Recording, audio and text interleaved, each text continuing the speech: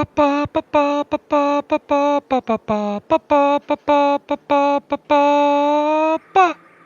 me a copyright strike, YouTube, for that pathé news. Hello everyone. This is this is unusual, isn't it? Because this is another race for RWB International, but actually we're guests.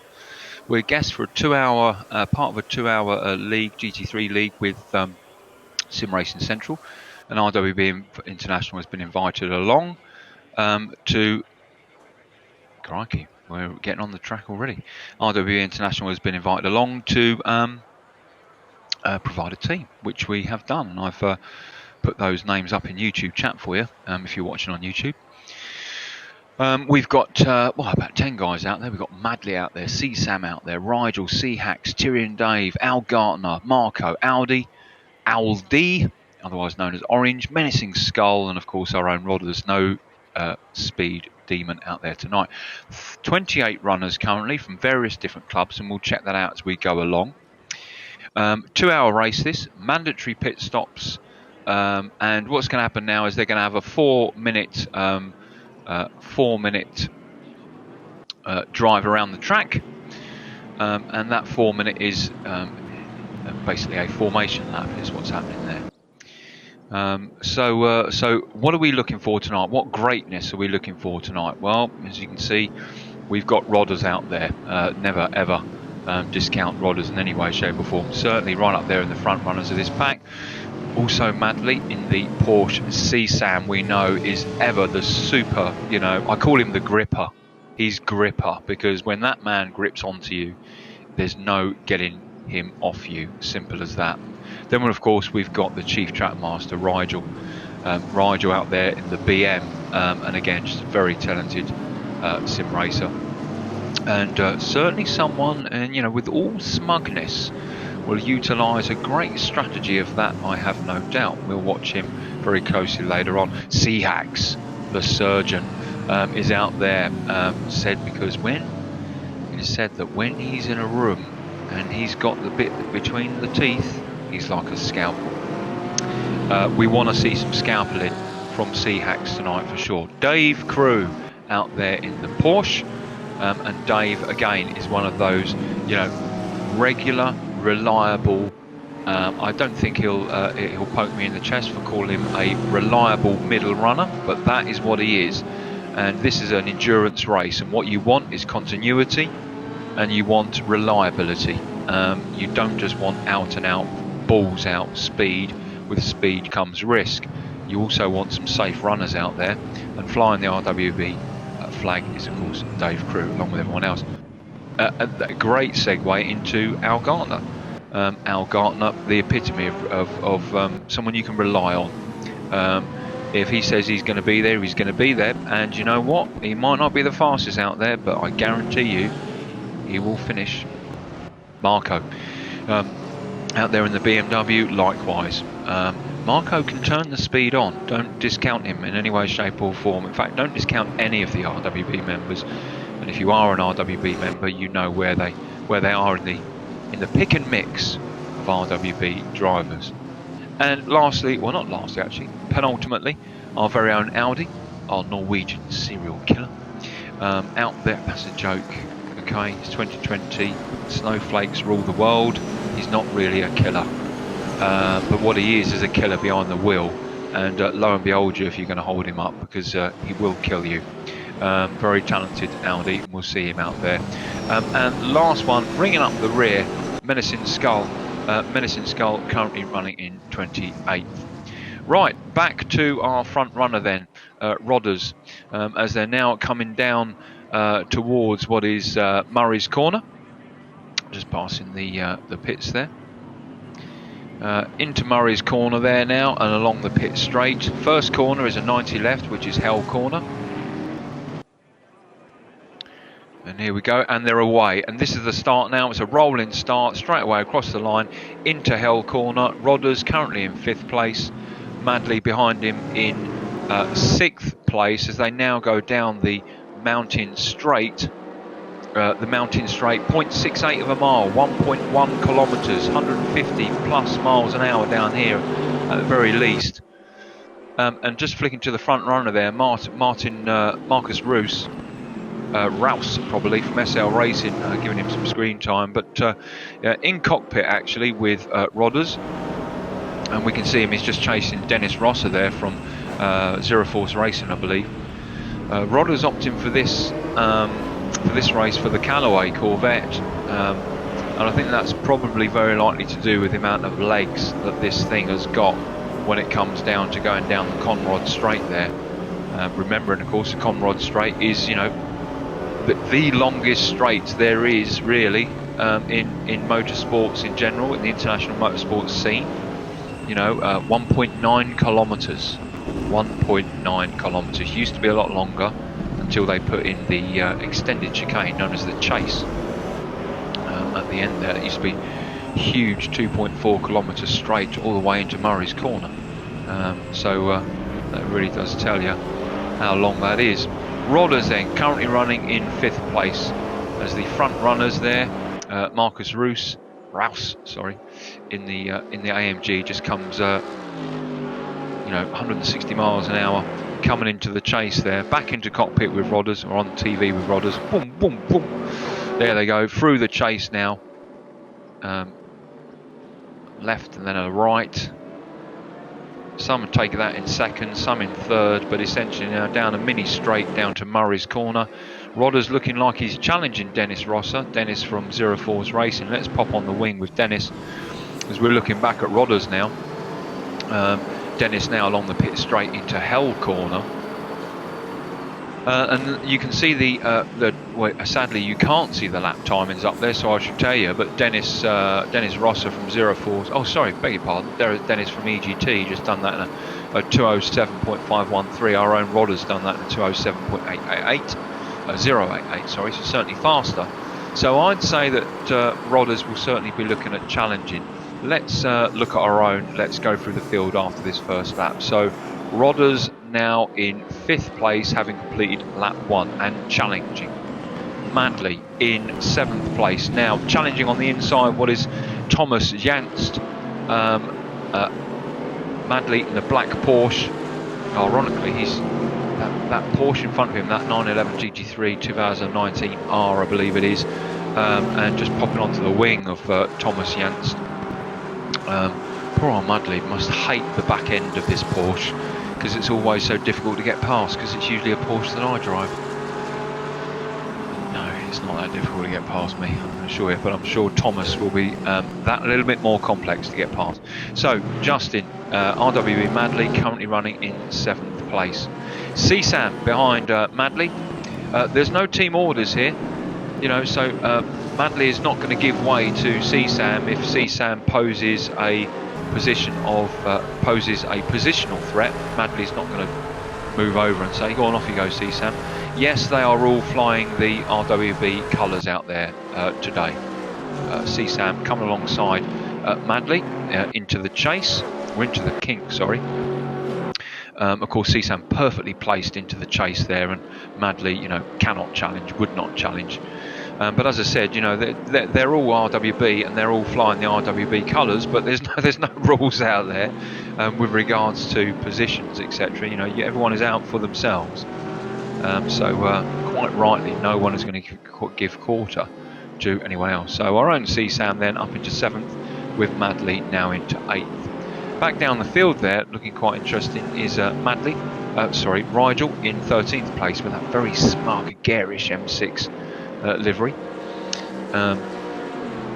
Rigel currently running in 13th, his last lap time being a 206.447. Compare that to the front runner, which is currently Marcus Rouse, being a 204.584. That's not to say, of course, that any of the guys further down the field can't go faster, but ultimately the further down the field you are, the more you're going to have slower people in front of you, even if you may well be faster. And well, add the two equations together, and that's what creates a race, isn't it? It should be noted that all these gents out there, their positions have been annotated by virtue of trial time, as Rodder's just going on the outside there of Thomas Gammel in the Porsche. Well done. Rigel now up into 12th place. So they've done time trials, and that time trial gives them an initial position for the race, essentially. You can see the timing board on the left-hand side there. I'm also giving I'm also got YouTube chat open, so I can see the YouTube chat. I can see how many people are watching, etc. Do please post your comments and questions in there if you've got them. But Rigel, as we said, just past Thomas Camel. I obviously missed something there as I was looking at the screen, but or not. Let's pop down to Seahacks. Seahacks in the AMG there, currently looking at Frank Schultz, and perfect timing on the inside. Challenging through the kink, but of course, you know, Frank will stay on the inside there for coming into the chase in that very garish AMG pink Peppa Pig AMG. Hello Kitty. Does that say Hello Kitty on there? Hello Kitty. Hello Kitty. Sounds almost illegal to drive a car with Hello Kitty on it, but well, good for you, Frank Schultz. Quick rundown from the top before we carry on through the field, because we're in the middle here. Rodders still in 5th place, C-Sam up into 7th, Madley 8th, Rigel now up into 11th place, Frank and Seahacks, as we can see, certainly within challenge. Stay on Seahacks. I don't think he's going to have the legs there coming to chase into Quarry Bend, but you know, he's certainly within challenge distance, coming up into the hill of Mount Panorama. Interestingly enough, people call this Bathurst. It's not called Bathurst. It's referred to as Bathurst. It's actually the Mount Panorama circuit. It's 3 k's away from Bathurst, in New South Wales in Australia. So, and those who know and love this circuit, particularly the Australians, would probably pour a beer through your eyeball before speaking to you if you referred to it as Bathurst in front of them, or Butthurst. Yes, beer, as you say, Butthurst. Okay, so newsflash: Rodders up into 4th place. So he managed to get past Dennis Rosser. You probably saw that as I was waffling. Difficult to capture all of our guys, and make no apologies for the majority of the stream time for this stream being towards our RWB members. Of course, we very much thank Sim Racing Centre for allowing us to stream our own team members out there flying the colours. We were just talking about Seahacks. Let's pop down to Dave Crew. Dave Crew currently into 18th place in the Porsche there, just coming down the Conrod straight through the kink. You know, about 160 miles an hour through that, or 172 as you see, now into the chase. So Dave doing well there in 18th place, good for you. Audi down into 22nd place, just also going through the chase. Marco just behind him in 23rd place, down towards Murray's Corner, and Menacing Skull in 24th place. Menacing a little bit concerned earlier on about the speed of everyone else. Well, don't be remotely concerned. 1, you're out there. 2, we have faith you'll stay on the grey stuff. It's always about the long run. And 3, why the hell not? This is the way you get your experience. So good for you, Menacing. And finally, bring up the rear, Al Gartner, who may have a problem. Looks like he's coming into the pits now. I'll keep an eye on the running order on the left there, but you know, it looks like he may well have a problem. He's certainly got a smashed up front end. That looks like my face after having a few beers in the pub, which is why I don't have a few beers in the pub anymore. I tend to tell people what they don't want to hear, and they end up taking out on my face, or trying to, one or the other. Perhaps he's going to repair. Good question from Beer. How many pit stops? Probably, I would say probably 2 for the majority. Perhaps Al Gartner will use this opportunity now to repair the car, and maybe change on a strategy. Everyone is on hard tyres out there, but I would say, yeah, I would agree with Jürgen Warby there, that this is going to be a 2-stop strategy. Rodders did share with us earlier on his own strategy, but I'll leave that for now. So I think that's, yeah, hopefully Al will carry on. Great, he's back out there. Back onto our top runner then, Rodders in 4th place there. Again, just coming through the chase. So yeah, this is doable on a one stop straight away. One stop straight away. Look at that. How many words were mixed up at the same time? You could do this in a one-stopper, but I'm willing to bet, as a result of the tyres and the fact that the mountain section is very hard on the tyres around here, and the sheer speeds that you're doing around the Conrod Straight and Mountain Straight, I'm willing to bet the majority will go with two stops. I think this is quite heavy on fuel by virtue of speed and rev range. So I'm willing to bet it'll be 2 stops. Now, after a while, it is going to be difficult to keep track of all of our people in RWB International, so I may well every now and then pop up the old track map. Let's ride in cockpit with CSAM, shall we? So riding in cockpit with CSAM, for those of you who can't remember or don't know this circuit, I'll just give you a quick brief update of the circuit. It's 2.5 hours west of Sydney. I said earlier on, 3 k's from Bathurst. It's 3.86 miles, 6.2 kilometres. There are 23 bends, or 23 bend turns at Mount Panorama. There's 11 to the left, 11 to the left, 12 to the right, and there are 2 90 lefts, which of course is Murray's Corner and Hell Corner, and 2 very long straights. First of all, the Mountain Straight, which is the first straight you come along once you've gone past the pit straight, and the one that we're coming down to now, Conrod Straight, 1.2 miles, 1.9 kilometres long. V8 supercars reach up to about 186 miles an hour down there. With CSAM then, as he comes into the chase, 2 elbows. There is the elbow known as the cutting, and there is an elbow known as Forest elbow. The definition of an elbow is essentially almost like a hairpin, only with an elevation change, either up or down. And of course the infamous S's section. So let's go round with him now. So into Hell Corner, this is a 90 left. A lot of people think that this is a slower corner than Murray's. It's not, it's a 90 left. And with that pit straight there, you can really line yourself up for a fast entry and exit into there. People like CSAM, Rodders, Rigel, Speedmon are very quick through these corners where some of us are not. Into Quarry Bend, and we're now starting to go up into Mount Panorama, or up into the hill section, and we're now coming into what is known as the cutting.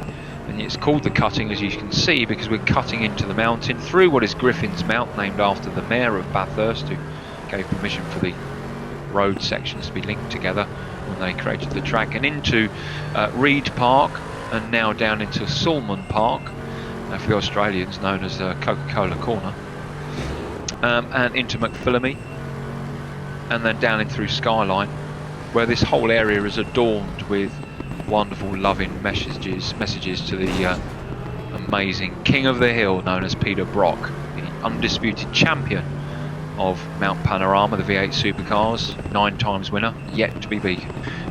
Into Forest Elbow, and as we went through the S's there, we went through the Dipper and so forth, and then of course back down to the Conrod Straight, this enormous 1.2 mile straight. 170 odd miles an hour these guys will get up to going down there, and about 180, 190 miles an hour for the V8 supercars.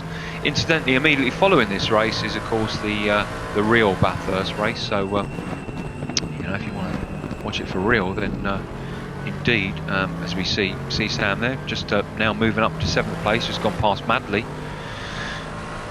So great run for CSAM. Not sure what happened with Madley there, or whether he just had a bad section, but these two seem to be going backwards and forwards right now. So yeah, interesting. Good, there we go. So we've got Rodders now who have moved up into 3rd place, and is now 0.24 of a second behind Attila. I do believe Attila is with Zero Force. Great bunch of guys. The majority of them I think are German, and always come along and pay us a visit. It's always a great honour to have them on any of our races, but they are most certainly, in my view, these nemesis of of RWB International when it comes to sheer competition, because there are no middle runners in Zero Force. In my view, they are all top runners, and if there's a Zero Force member on your league or in your race, watch out for them, because as you would expect from our German friends, they are very precise and very dedicated, and they are indeed a nemesis, a rightful retribution, manifested through an appropriate agent. In this case, Zero Force Racing.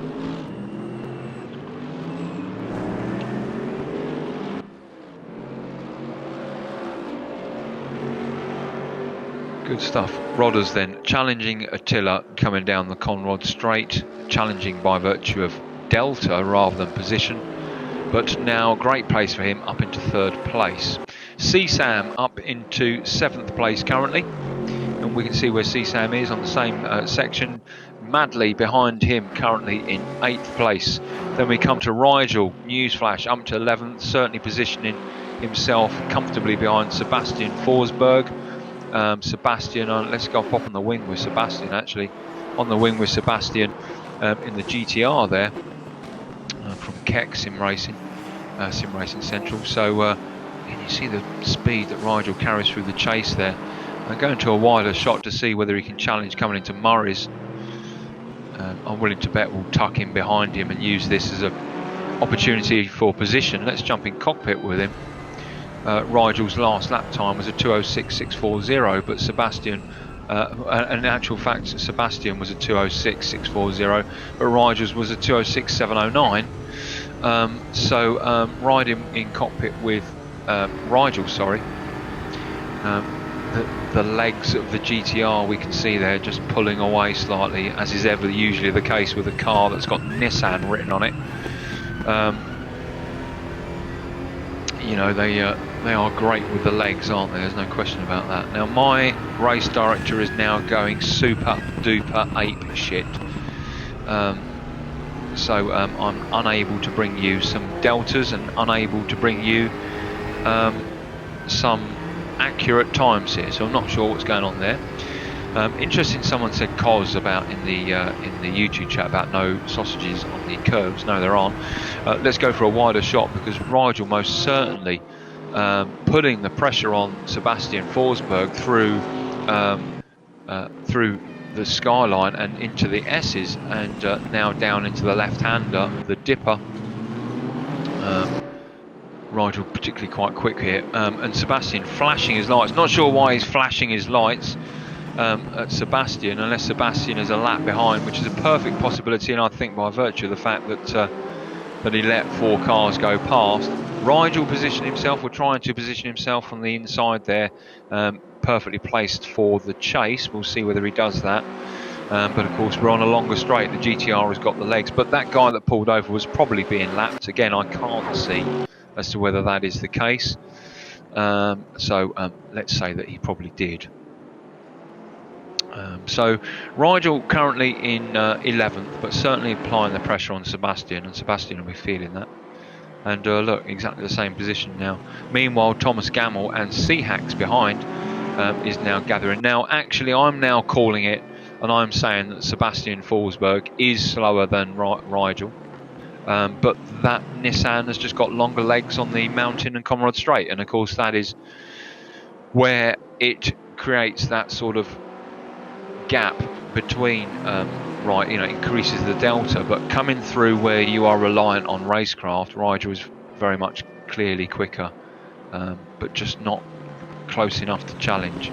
But I'm willing to bet that he will at some point. We have to keep our eyes very closely on that, because there's a couple of great little battles going on here, and that's with Seahacks currently running in 13th for Thomas Gamble, and just in front of him the orange BM of Rigel challenging Sebastian. As I said, I called it. I'm saying that Sebastian is slower than him.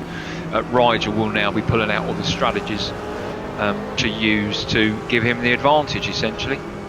To challenge Sebastian at the best time. Seahacks just hitting the outside of the car there along Coca-Cola corner, or actually what is actually Saltman Park. And I think we need to be careful now with regards to cuts, because the cut rules for this particular race, you know, if you'll probably get a warning, but thereafter, notice Rigel's now in front of Sebastian, but thereafter you're going to get a drive-through. Very important you practice and you prepare for your drive-throughs, because if you don't, you are going to get disqualified if it's not done within 3 laps. You know, there'd be no point saying, well, I didn't know, you know, I didn't see it, I was in VR, I was on planet 9. Seahack's now challenging Gamel, just letting him know that he is there. You have to prepare for races like this, and that's not just how quick you are, that is also in compliance with the rules, and whether that's pit speed, entry speed, points to note Sebastian in front of Rigel again, whether that's pit speed, entry speed, or visual rules for flags, or drive-throughs for cuts or whatever. You've got to have your wits about you, and the only way for you to get that is to prepare and to practice. Top tip for you. Rigel now again but challenging Sebastian. These guys went backwards and forwards back there, I'm sure they did. So as I said, you know, Rigel is being held up by Sebastian because I think he's quicker via racecraft and where the cars are equalled, which is pretty much through the mountain section. But come along Conrod and mountain, you know, that GTR just leaves the M6 for dead. I think it's the M6. Yeah, leaves the M6 for dead. This train of 4 now. You know, Sebastian, Rigel, Thomas Gamel and Seahacks, you know, they're like a train of 4 here. The Porsche particularly good around the S's with its sort of lift-off rotation that it has, and the power of the 6 along the straights. But you know, out of all of those cars there, you know, the GTR has got the legs. Let's jump in cockpit with Rigel. And now Rigel has the slipstream, but you know, even with the slipstream, you can see he's not going to catch the sheer legs that the GTR has. He is reliant on his later braking and the sections where the cars are matched.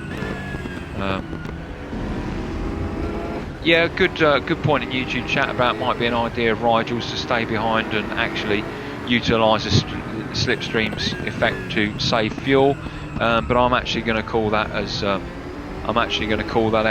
would be fine if you stayed behind him for, you know, 50 laps, but it's not really a strategy for Rigel right now, and I'll tell you why. Because I don't think he's comfortable in his own skin out there. By that I mean that I think he thinks and he knows he can go faster and he can climb, and as a result of that he's going to continue to push. So yeah, where he can sit in the slipstream he will, but I don't think it will be enough for him to change his overall strategy. And as I said, you know, in these sections where the cars are matched, the mountain section, you can see Rigel was all over Sebastian Forsberg like coronavirus over someone from China. Simple as that. Of course, we wish all of our Chinese brothers and sisters well, getting over the coronavirus, and of course all those from the Wirral who hopefully are not infected by those in the local NHS hostel. Rigel challenging Forsberg through the mountain, the downhill section. You know, this is quite steep. You know, I mean, you're going to have to go Laguna Seca for the corkscrew to get as steep as around here, 1 in 6. So, you know, it's a fair old amount, isn't it? I think you'll find, someone correct me if I'm wrong in YouTube chat, but I think Laguna Seca is a 1 to 7, possibly 1 to 8. Yes, well done Forsberg for flashing your lights, but the fact is you're flashing them at nobody, because I'm looking on the wing now with CSAM, who is in front of you, and I can't see you at all. So you're flashing your lights at nobody. So I wouldn't bother flashing them any further, old friend, because you should be more concerned about that guy behind you, because he is going to wipe you off this track as soon as he possibly can. By that I mean not push you off, but just wipe you off it. If he gets enough space between him, enough to hold Forsberg at distance for the long straights, then and he only needs one lap to do that, then I'm willing to bet that Forsberg will not be able to catch Rigel, and then he will then be within the realms of Seahacks, and Forsberg's nightmare will start again. So, and I think Forsberg knows that. He's not daft. He knows what's going on. He knows he's got the legs, and that's what's keeping him safe, which is along the mountain on Conrod Straight. Yeah, that's what's happening there. I think we've already had one retirement, which is Sasha Hegdorn from EGT Racing. Never mind. But Al Gardner is still out there. He's currently running in 27th. Audi out there, currently running in 23rd. Medicine Skull just in front of Audi on 22nd. Coming back up, Marco in 21st currently. Then we move up to Ben Davis, RWB Orange, who was actually a backup driver for this event. I think only had a couple of days to do it, a couple of days to practice and prepare. But he's out there, he's my teammate. Newsflash, Rigel is in front of Sebastian Forsberg. Now, let's hold on the wing. Let's go on the wing. Let's go on the wing and let's see. You know, as I said, Rigel needs a lap to stay in front of Forsberg in order to gain further traction, catching up CSAM. But watch this GTR.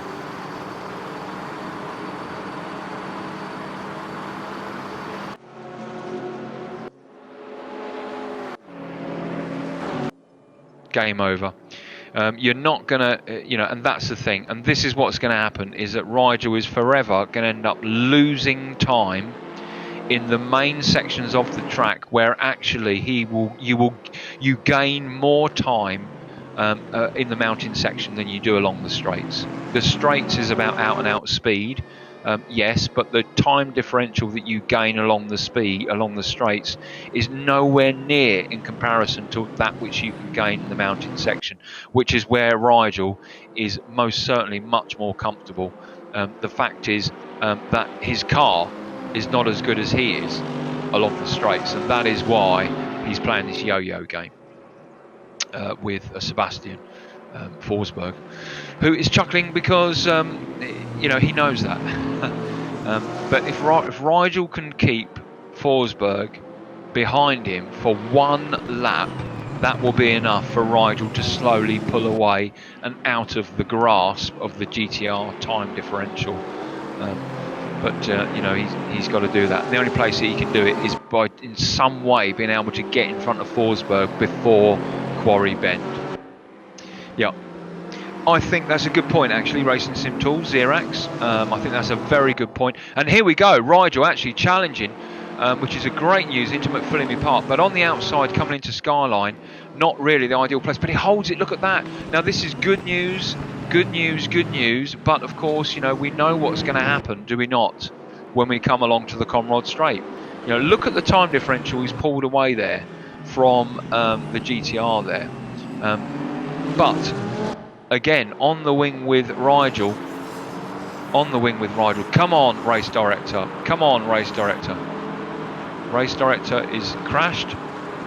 Race director is crashed. This is not good. Calling RWB International Race Director Guru Super Wizard, Super Guru, help me.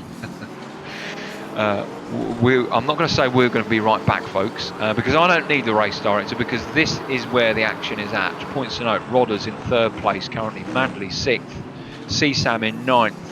This is where the fight is. We've got Rigel and Seahacks, and I think both those two can go faster. I'm willing to, but remember I said earlier on, there'll be no club rules out here. There's no club rules, but I'm willing to bet that Seahacks knows that you know what the situation is here, which is that Sebastian Forsberg has got the legs on the BM. The difficulty is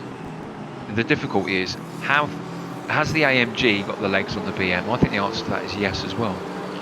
And so as a result of that, Seahacks will want to get past the BM of Rigel, notwithstanding the fact that Rigel's very clear intent is to get in front. Oh, and I think the super guru wizard, that is FX, has fixed my race director, which is wonderful news.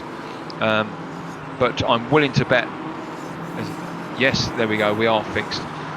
So let's go to a wide shot. Oh no, oh dear, no, I don't think it's fixed, oh dear. We're a little bit behind, aren't we? Let's go to a TV camera just in case. Now, Rigel is chasing. Yeah, that's not right, is it? Yeah, Rigel is chasing Forsberg.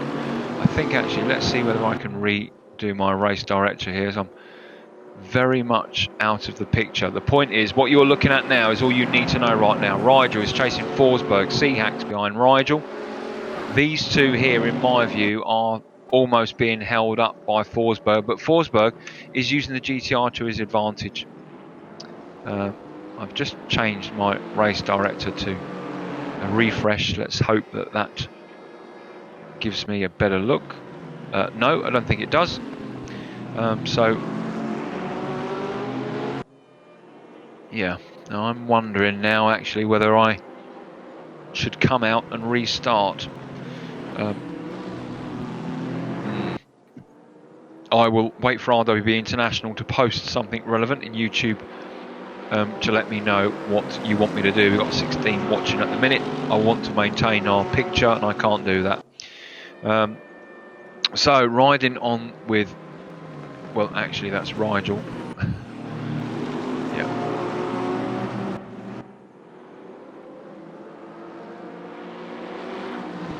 Yeah. Yeah, a quick note to my dear friend Pinpoint, if you listen to what it is that I'm actually telling you, then you'll realise the race director is not working at this precise moment in time. So as well as reading, if you could open your ears, that'd be great. Pinpoint, sadly not out there, wanted to race out there, but you know, didn't read the, didn't see the note, which is a shame. Great. Alrighty.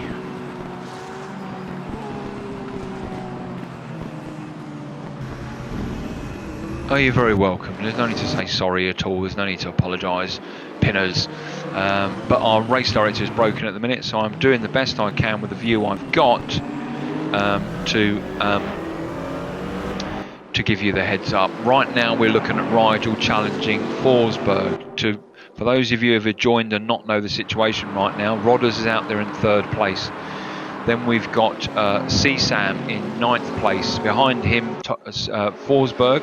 Sebastian Forsberg, who is in the GTR, and behind him Rigel in the orange BM that we can see him go through the chase there. Behind Rigel is Seahacks. Now the situation is this: Rigel is in the orange BM and Rigel is faster than Forsberg in the mountain section. We can certainly challenge and has done on several occasions in the mountain section, but the bottom line is that Sebastian Forsberg has the legs on the mountain straight and on Conrod straight enough to pull away from Rigel, or indeed catch Rigel up and overtake him. And so Rigel and Forsberg are playing this yo-yo game. What Rigel needs to do, easier said than done, what Rigel needs to do is he needs a full lap in front of Forsberg, therefore removing the time delta of challenge from Forsberg to Rigel, so that he can then continue to close the gap on CSAM, and he hasn't been able to do that yet, purely because of the legs that GTR has got. So, you know, he's going to end up constantly sitting behind Forsberg. Great. I would almost go as far as to say that unless it was my dear friend Wizard FX that someone else is messing with the race director, which is just going to render the commentary wasted, bearing in mind how many of us know what that address is. So if I can ask you to leave it alone, unless you're FX or me, I'd appreciate that, because otherwise it's just going to ruin it for the guys that we're doing this for, which is predominantly and mainly the guys that are out there racing. Secondly, for our RWB members and our library. And thirdly, tertiary, for the community in general. So if you do know the address and you are messing around with the race director, please leave it alone and close it, or I'm going to come find you and execute you. Good. Right.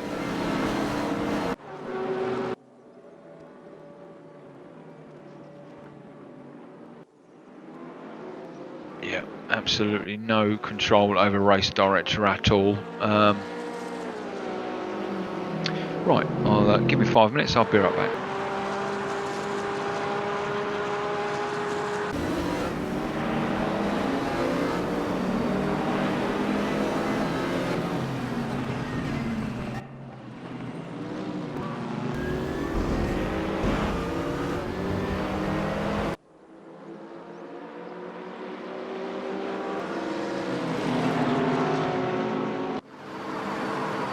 Okay, we're back. No, it's not fixed yet. It's not fixed yet. Message.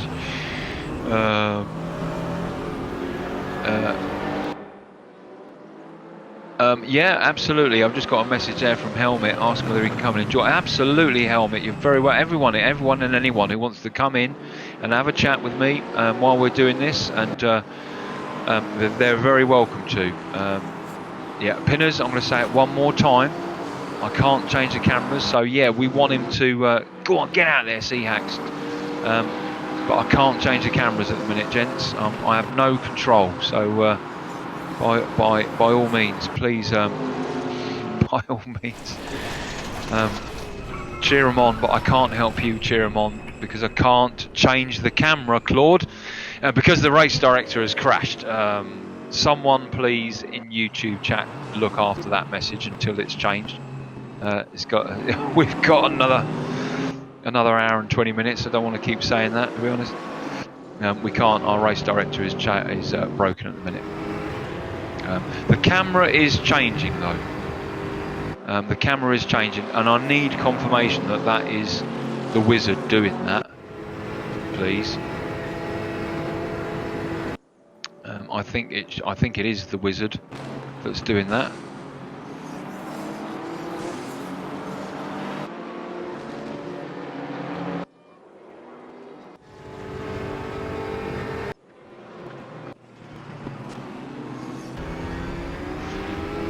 Okay. I think it is, yeah, I think it's the wizard doing that. But it, you know, I might as well talk about my childhood, didn't I? You know, at the end of the day, because I can't commentate on what I can't see, what makes no sense. But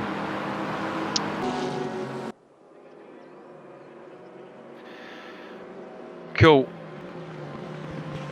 Yeah, no, I know that. I know it's going apeshit, and the whole race director is going apeshit, and I've closed it down and restarted it several times. And the bottom line is, until such times as, you know, that's sorted, then essentially we're stuck on whatever the auto director is. And I'm probably not going to just waffle on whatever the auto director wants, because that's not a show, is it? That's not what we want. But as we say that, we are seeing Rigel challenge that GTR. As I said, he needs a lap really in front of him, but he's certainly got him coming into Solomon and Philippi, and he's in front of him again, isn't he? But guess where that GTR is going to catch him? He's going to catch him along Conrod Straight, and you know, we'll be back to square one again, which must be bloody annoying. But there's a significant gap he's got there now, isn't it? Really, from who's that? Martin Peatman from Zero Force. Sadly, is retired. Full damage is on, but I don't really want to see Martin Peatman. Okay, newsflash. Right, our newsflash. Our race director is back, I believe. Yep, our race director is back. Did I hear Discord beep? Let me change the thing. Yeah, good There it evening, is. guys. Hello, Helmet. How are you? I'm good, mate. Thank you. Yourself? Yeah, very good. A little bit frustrating with the old race director, but show has to go on the I rest didn't of it. touch it, Gov, honest. No. I wasn't. There's a few of us. There's a few of us who have access to it. Not just the more recent commentators. There's quite a few who have access to it. I'm going to have a chat with FX afterwards, and we'll see whether we can't change that every single time. But certainly it was moving around, and if it was the wizard, he would have emailed me or messaged me. Yeah, for sure. So this is unfolding nicely, isn't it? Yeah, it is. Yeah, let's get on to more positive things, because that has annoyed me, and And I've sharpened the axe. look at Madders up there in third. What happened to Rodders? Has Rodders taken Yeah, off? well, quite. Yeah, exactly. Yeah, we missed that dealing with a bloody fucking race director. But yeah, Rodder's down into 16th. That story clearly important, but not enough for it to unfold. Yeah, For us. the car's scrap, mate. He looks like he's been in the wall somewhere, unfortunately. Yeah, that's a shame. Well, this is Mount Panorama. You only need to hit once, don't you? For sure, yeah. But look at Madders up in third place. He's really flying. Absolutely, yeah. And I was watching him earlier on, and he was he and CSAM had a sort of back-to-back, backwards and forwards, etc. But I mean, and he was behind CSAM, so for him to be right up into third now is fantastic. Lots of stuff going on there while we can't see it.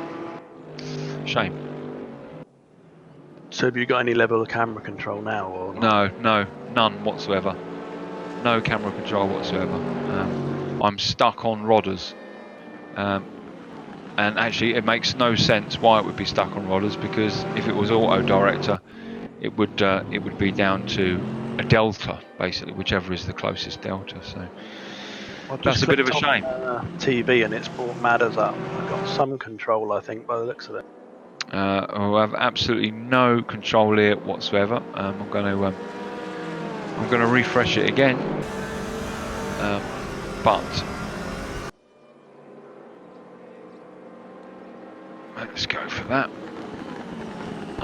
I know that in the background there, FX is zipping around doing all sorts purely because he's in the channel, and he never likes to be in the channel. It's not his thing. And plus, of course, this is in RWB headquarters, and so I know he'll be looking at some things in the background here while this is doing it. In the meantime, we will do the best we can to give you some sort of situational awareness, but as far as I'm concerned, for example, the race director is on CSAM. It is for me now as well. It is for me now as well. Yeah. Yeah, that car will be out of shape now, surely. Do you think he would change his strategy, Helmet, and pit early, do you think? Rodders, kind of tied to what he's got, isn't he? I think you pull in now, you're going to lose so much time. He's maybe better to keep going and take the big one, long stop, and make the best of it, I would imagine. Yeah, I think you're right. Rigel up to 7th, but of course, as I said earlier on, he's basically having that sort of yo-yo battle with Sebastian Forsberg in the GTR. He's managed to pull out a little bit, though, I think. Let's just try again, see if we can get the camera on.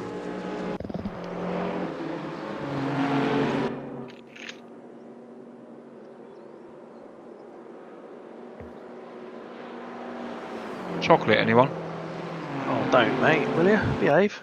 Popcorn, anyone?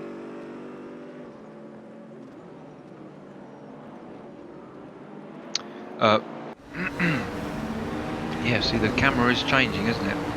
But it's gone back on auto director, but I don't know if FX is doing anything with I'm willing to bet that FX is doing something. Yeah, that's what's going on there. So a bit of pit stop activity now as Torsten's coming in. Yeah.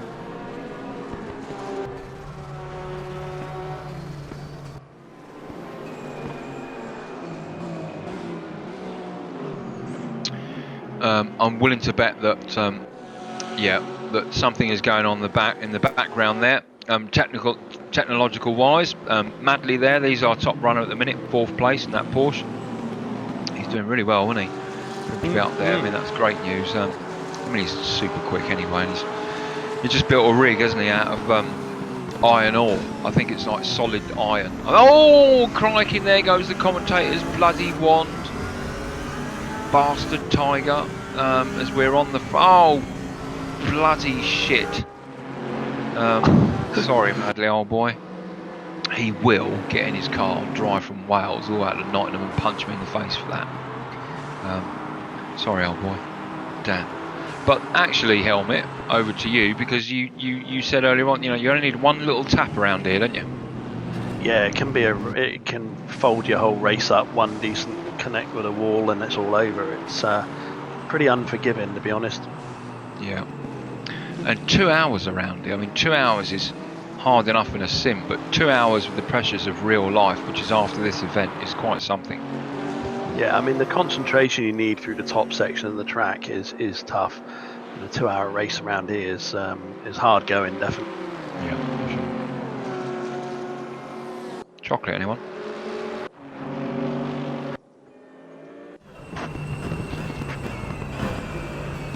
Right, well, Madley maintained his 4th position, although he's looking at the time differentials now. Crikey, what on earth? It actually looks like Race Room has sorted out their time differentials, perhaps. Looks like it's correct. Madley, you know, has got Stefan Mueller, you know, only 1.2 seconds behind him. So we're looking at CSAM, who's only a second behind Stefan Mueller. So, and he's only a second or so behind Justin Madley. So they're all in the same section.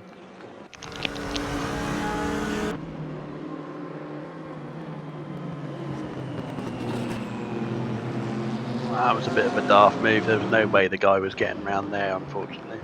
No. Luckily, it didn't take hacks off. Oh, I like flashing their lights, don't they?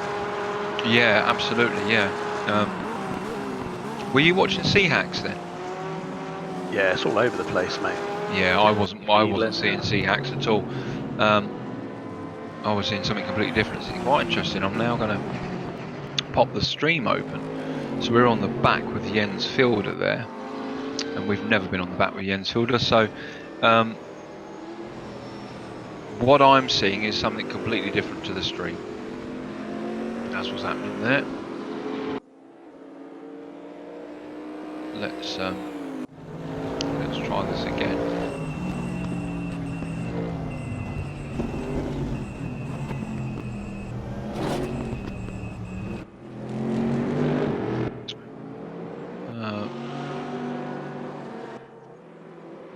Yeah, I've got no control whatsoever. In fact, I'm not seeing what the stream is putting out at all.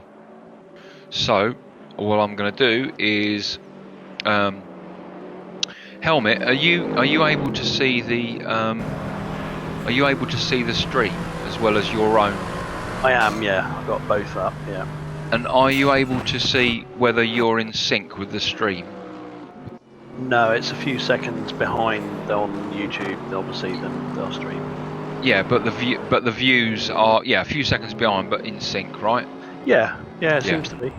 Mine are not. They're completely and utterly different. So my race director, so I'm talking about a view that I'm seeing, and it's completely useless. So what I'm going to do is I'm going to jump out and see if I can fix that, and then jump back in. All right.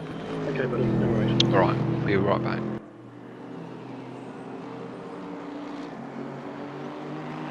Let's see if we can do a front to back rundown, see where everybody is on the tracks.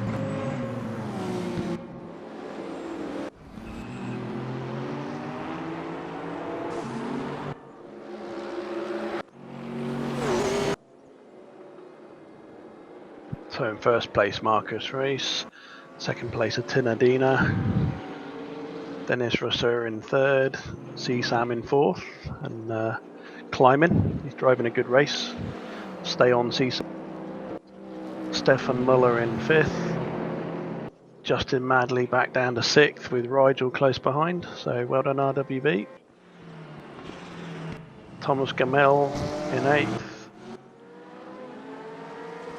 Dave Crew in 9th. Frank Schultz in 10th. Matthias Otto in 11th. Rodders in 12th, so he's climbing back up the field. Been a few stops, so I'd expect to see Rodders stopping before too long. Getting a repair, but it'll be a long stop, unfortunately, I think. Ruben Trowski, Jens Fiedler, Ben Davis. Come on, Ben. Good drive, mate. Hacks. I think Hacks is pitted, I'm guessing. No, he hasn't. Perhaps he's had a slight off then. He dropped a place or two. Sebastian Forsberg in that fast Nissan. Marco in 18th. Audi in 19th. Menison Skull in 20th. Good drive, Menison Skull. Let's see you stay on the track, mate, please. Torsten Ulrich. I expected more from Torsten. I don't know. I think he's stopped, and he has. So, yeah, you keep an eye on him. He'll be climbing back up the leaderboard. Thomas Jantz, Robert Wootsey, Mark Schmidt, Brian Schmidt, and Al in 26th. Come on out, keep driving, mate. I know you'll finish. Awesome. I'm back, and yeah, I've restarted the sim and also the race director, and it looks at the minute like it seems to be working. So yeah, I was out of sync. Something was going on there. Race director is going absolutely ape though. Yeah. Which is ridiculous, to be honest with you. Almost unworkable, but we'll work through it. Currently looking at CSAM then. So CSAM is now 3rd. You've just had a rundown there by Helmet, so that's good news for us. So we're in 3rd with CSAM. Madley down to 5th. Rigel 6th. Rigel, point to note about Rigel, the battle that he was having with Sebastian Forsberg there. You know, Sebastian, where is he now? Well, I'll tell you. He's retired, by looks of things, or he got. Look at the state of that. Yeah, it's in a bad way, isn't it? So he either got. But that's perfect, and you know the proof is in the pudding. You know, Rigel is now up until 6th. You know, so I said that I felt that Sebastian Forsberg was holding Rigel up, and where Rigel really sort of brought it to Forsberg was in the mountain section. But he just needed one lap, just one clear lap in front of Forsberg in order to move up. That's all he needed. You look at the space Rigel's got in front and behind. He's in his element now. He'll be churning out the fast laps now, hopefully, and keep an eye on him. He's definitely a contender, I think, for top 5 for sure. Yeah, absolutely. Yeah. Good grief, race director has stopped going apeshit.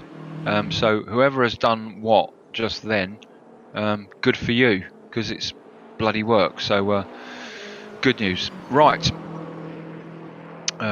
Cool. So in the top 10 then we have Dave Crew, who's now up into 8th, Rigel, who's up into 6th, Madley, who's up into 5th, and CSAM currently running to 3rd. Now, Rodders, where is our own Rodders?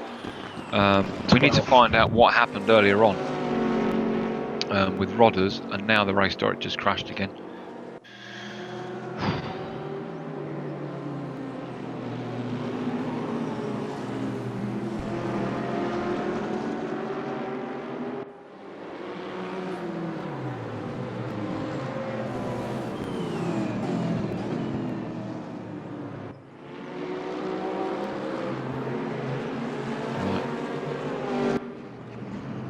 No control.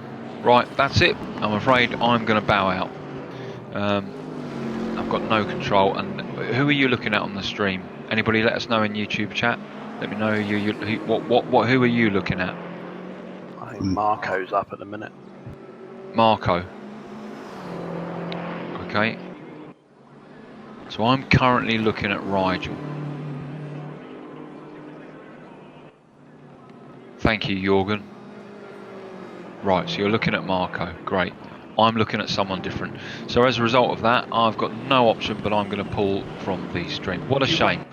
Do you want me to drop from the director as well, mate, and just have a fresh restart yourself and see if you can get it back? Well, what I think probably the best thing, to be honest with you, the only way forward is everybody drop from the race Yeah. director, and nobody should be on it except me and the streaming machine. Yeah. And then because we have to alleviate all possibilities. It's never happened before, so everybody who's on a race director or everybody who's got access to it, doesn't matter whether you're a honcho or a big hat, get out and get off it so that we can then see whether it's the system and whether we can salvage something left of this race. We've now spent 30 minutes trying to fix it, so. Yeah. Well, good luck. I'll leave you to it, buddy. All right, mate, thanks.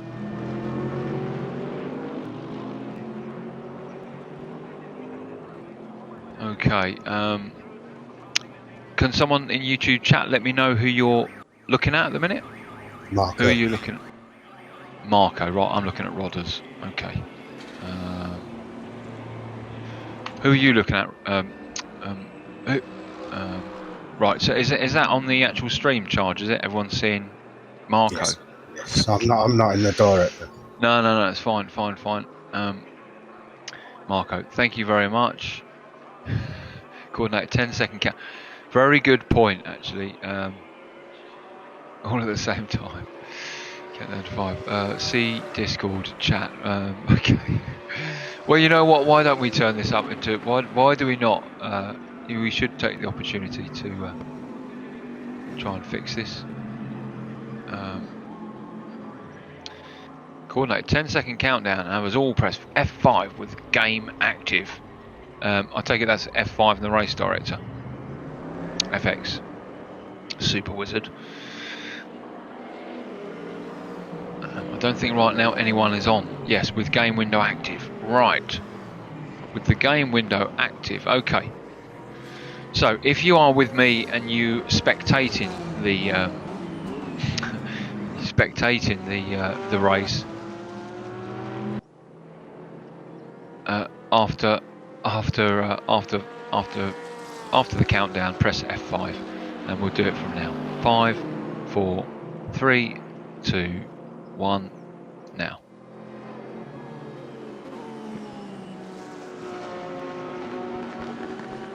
I'm now looking at Marco. Yep. That was he's so clever. I'm looking at Marco. Yeah, but I have no race director control. Well, you need to put this into perspective, gents, and that is that this has never happened to us before. Ever. We've never had issues like this before. It could be lots of different reasons. You know, it's not our server for a start. There are other people that are streaming it. There are other race directors being run, and it could very well be something in the background there that is making it difficult for us. But sadly, we're not able to even click onto our own people anymore, or bring any RWB context to the race, which is a bit of a shame. I'm currently looking at Ruben Piotrowski. Who are you looking at on YouTube? Al Gartner. Oh, you really? Yeah. And my race director says RWB Marco. So I think actually, you know, that's it. I'm afraid I'm going to have to. There's no point. What a shame. We can just go off the stream. Yeah, we could just go old school, couldn't we? Yeah. There will be a slight delay, but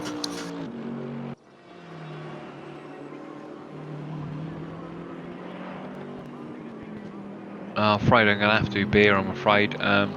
Although we could go back to being analog and watching the stream and commentating on the stream, the fact of the matter is that we have no control over what it is that we're seeing or where to go next. And I'm afraid our commentary is a bit more complex and just than, you know, we have things planned out. It's not a simple case of just letting it run. But you know what? I have actually just now flipped onto YouTube back to how we used to do it, which is a little bit behind. But I think it's about 10-15 seconds if anything. But the important thing is I can probably keep you company. I mean, there's a few of you out there. There's 17 of you watching it, so it'd be bit of a kick in the balls, wouldn't it, if I sort of said "fuck you, I'm off," because I can't play with my cameras. But it is a bit of a shame. I did have some things to bring to you. Live streaming it. Oh, that's a good way of doing it. Yeah, I mean that was our backup plan, wasn't it? Yeah. That's ahead. Yeah. Now. That's a good call. Watch stream.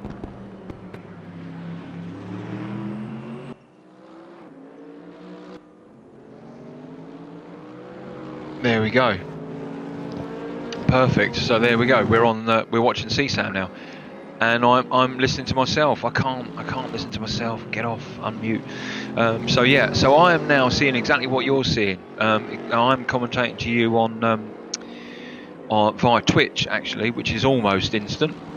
It's probably as good as my watching it on our own spectator broadcast. But obviously I have no control over where it is we go next, unless of course the super wizard guru can do that on the machine, in which case he'll probably move it to wherever it is we can move to. But we've got CSAM in first place. Hurrah! Madly, second place. Hurrah! Rigel, third place. Hurrah! Dave Crew in fourth place. Fucking hurrah! You've got the RWB out there leading the first four. But newsflash, they haven't pitted yet. Rouse is now up into second. He has pitted. So has Attila, and so has Muller. They have pitted. So, you know, CSAM hasn't pitted yet. So his first place is pretty much, he's going to lose that. How many seconds do they need for a pit stop around here? I think it's about 45, something like that. Charge, what do you think? Yeah, I mean they've got a fuel, haven't they? I think I think they're half fueling. They're pretty much half fueling for the race. So yeah, I would imagine from in and out probably would be about 45. Yeah. And I think I'm willing to bet that the majority of them will do 2 pit stops. I read this question earlier on. You know, 1 pit stop or 2 target. You know, what do you think? I think they'll be doing 2. I think some of them will be in 2. I think some of them will do 1. I think Rodders' plan was to do 2. I know CSAM, I think, was doing half and half. I think it was half and half. Right. He was doing 29-29. Helmet, if you were doing this, what would your strategy be? As fewer stops as possible, I think. Yeah. I think CSAM's in a good place if this works for him. If he is doing a 1-stopper, then he's got a good strat, I think. Yeah. Holy cow, newsflash. I've just seen Orange Owl 197 in YouTube say, stay with it, guys. Well, that is RWB Orange Audi. And he's out there doing well. He's 16th at the minute, which is fantastic. He's my teammate at the DTM. After this, 2 wonderful things happening tonight. 1, real life DTM, real life Bathurst race is taking place. That's the first one. And the second one is 9:30, round 2, DTM 2016 Zolder, which of course is RWB's Saturday League. So do stick around for that. Helmet and Debug will be with you tonight. I bet you're looking forward to that, mate, aren't you? Yeah, it should be a bit of fun. Good race. Zolder's one of my favourites, so I'm gutted to be missing it, but it's going to be some good racing there, I think. And you still got some problems with your hardware. You haven't got it back yet. It's being repaired, isn't it? UPS have got it somewhere in Europe at the minute. Oh, so. God. Gutted. It'll be here Monday morning, so yeah, go. Terrific, eh?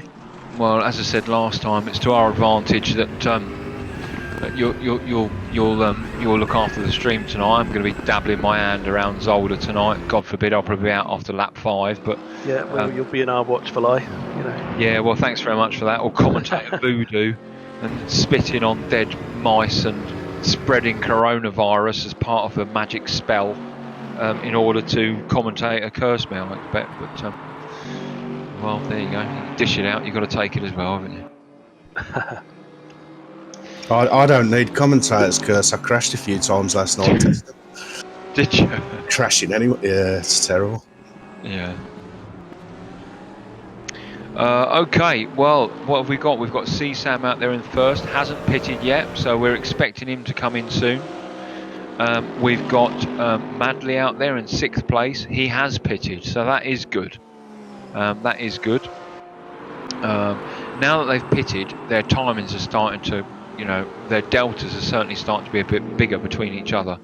And towards the latter part of this race, and I was going to say the last hour. We're in the last hour now, so they're going to start coming across back markers now, surely. Some of these quicker ones. Just picking up on what Jorgen said there, it's 65 seconds in 8. So, is it really? Yeah, CSAM is currently what? 60, 78, 80 seconds. So it's going to be tight for first and second when CSAM comes out. But if he's only on a one stopper and they've got another one to do, it's potentially that's going to be in his favour, isn't it? Yeah. Plus, he's going to have to take extra fuel on if they're.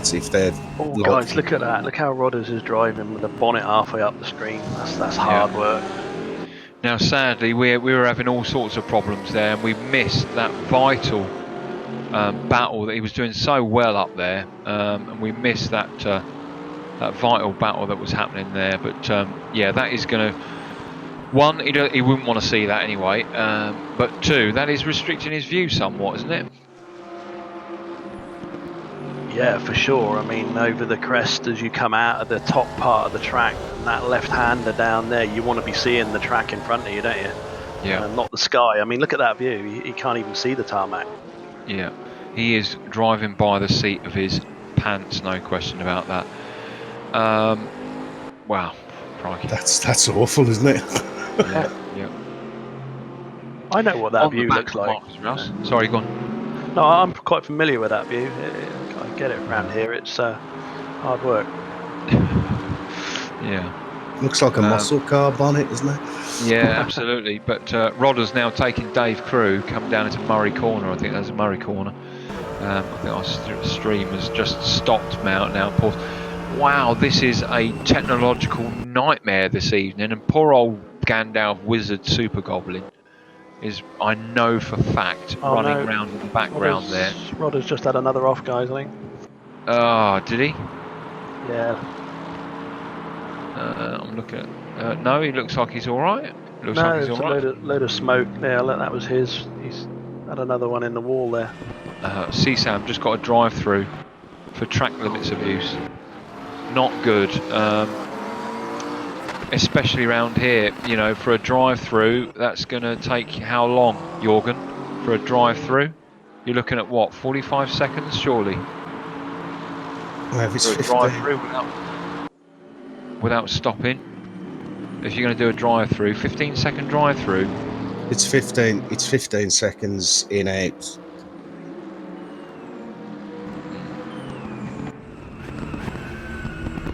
That's going to make it tight, isn't it? Yeah, most certainly. Rigel up into 7th place now. He has pitted. Madley into 5th. He has pitted as well.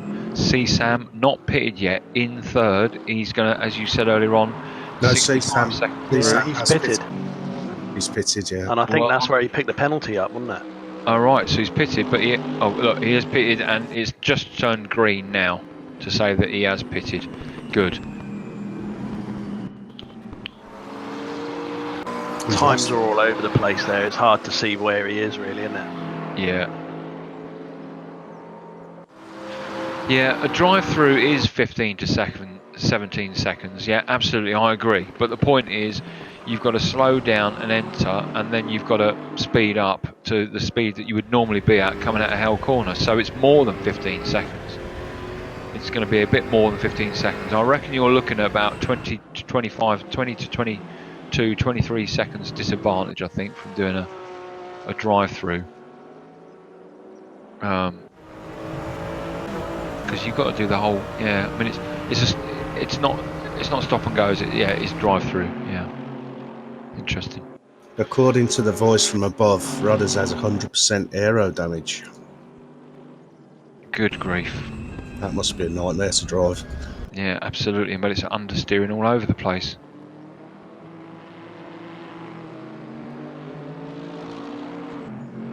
Yeah, quite. We're not sure how we can see anything. We're not sure how.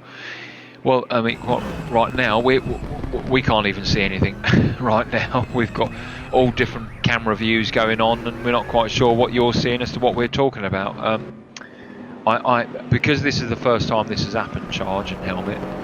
I'm putting this down to someone else's server and other streams happening at the same time, other spectators and stuff. That's what it's a high likelihood, isn't it? Yeah, absolutely. So I don't think we should chase an error with our own stuff. That's why it is. So we'll have to make do with what we got. At least we can do what we're doing at the minute, which is watch our own Discord. I really feel for Rodders there, because he's had some great pace, and he'll be really disappointed with this. I think it's a shame. Yeah, and he will be, because he was doing so bloody well, and he was so very quick and challenging that front pack. And at one point he was in second, third, I think. Likewise with I mean, you know, proof is in the pudding with Rigel. Look where Rigel is, you know, and he was challenging. Where was it? It was, you know, 11th, 12th, and he's in 7th now, from that battle that he was having with Forsberg. Yeah, I think you're right. I think Rodders will be very disappointed. But this is Mount Panorama. You only need one. You know, this is full damage. So full damage is also about flat spots, I believe. I believe you can get flat spots on full damage. But I mean, this has got ABS, most of these, haven't they? I think they have, yeah. My Porsche did when we were doing the other racings. Yeah, I mean, you can still get a flat spot even with ABS, can't you? But just a reduced chance. But I mean, that's a dynamic that we haven't really dabbled with too much, the full damage, and that's got to be a factor here for some of our guys not being used to that slight nudge in the wall. This time could really be, you know, blown out to be a much bigger crash or accident, I suppose. Yes. Yeah, for sure.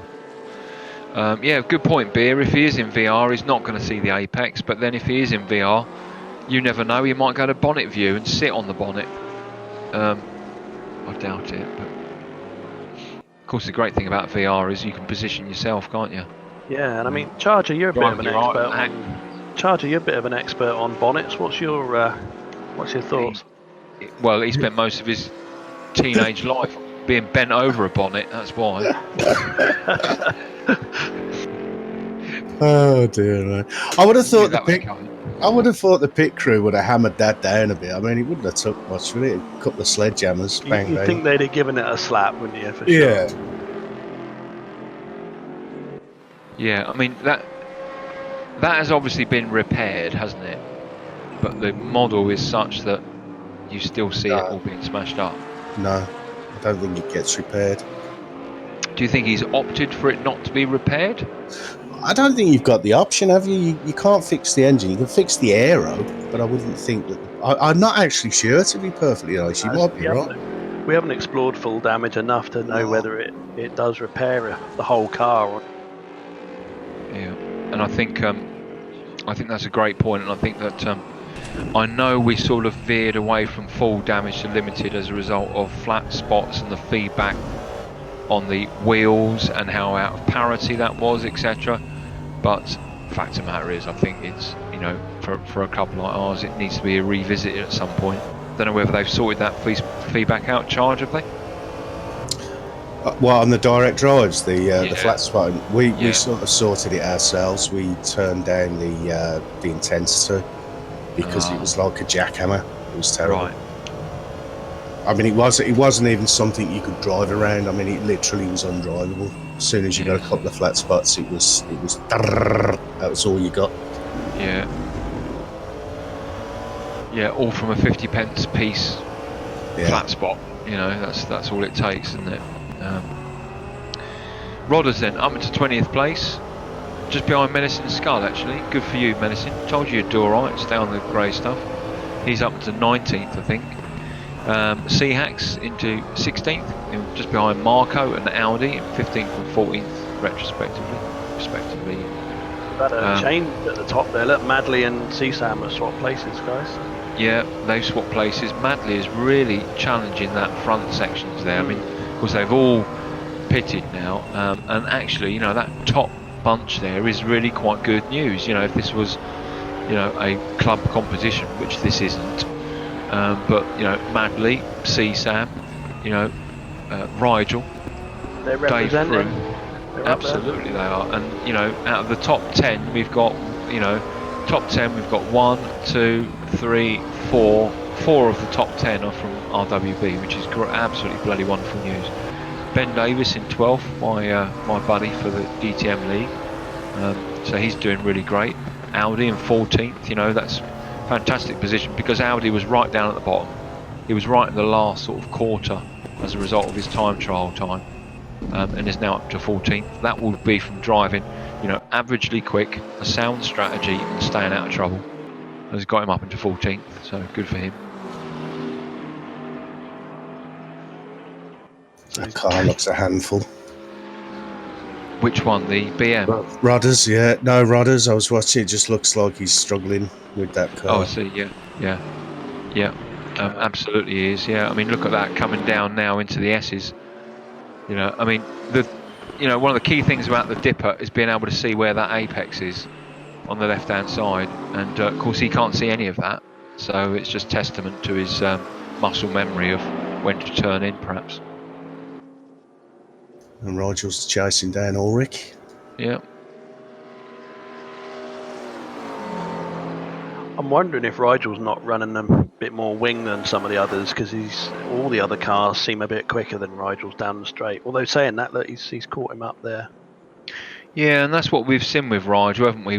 You know, as soon as he comes from, you know, Quarry Bend right the way up into sort of, you know, Forest Elbow, that whole section there, you know, if you're within a second of him, he's going to catch you.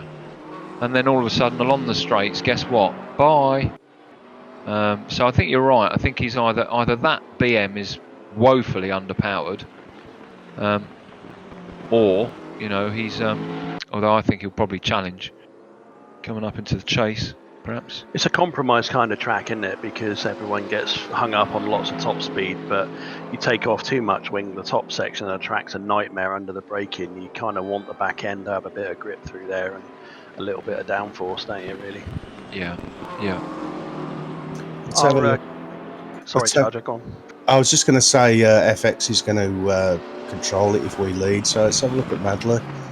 I was just going to say the RWB cameraman's got a request in the chat channel there. So.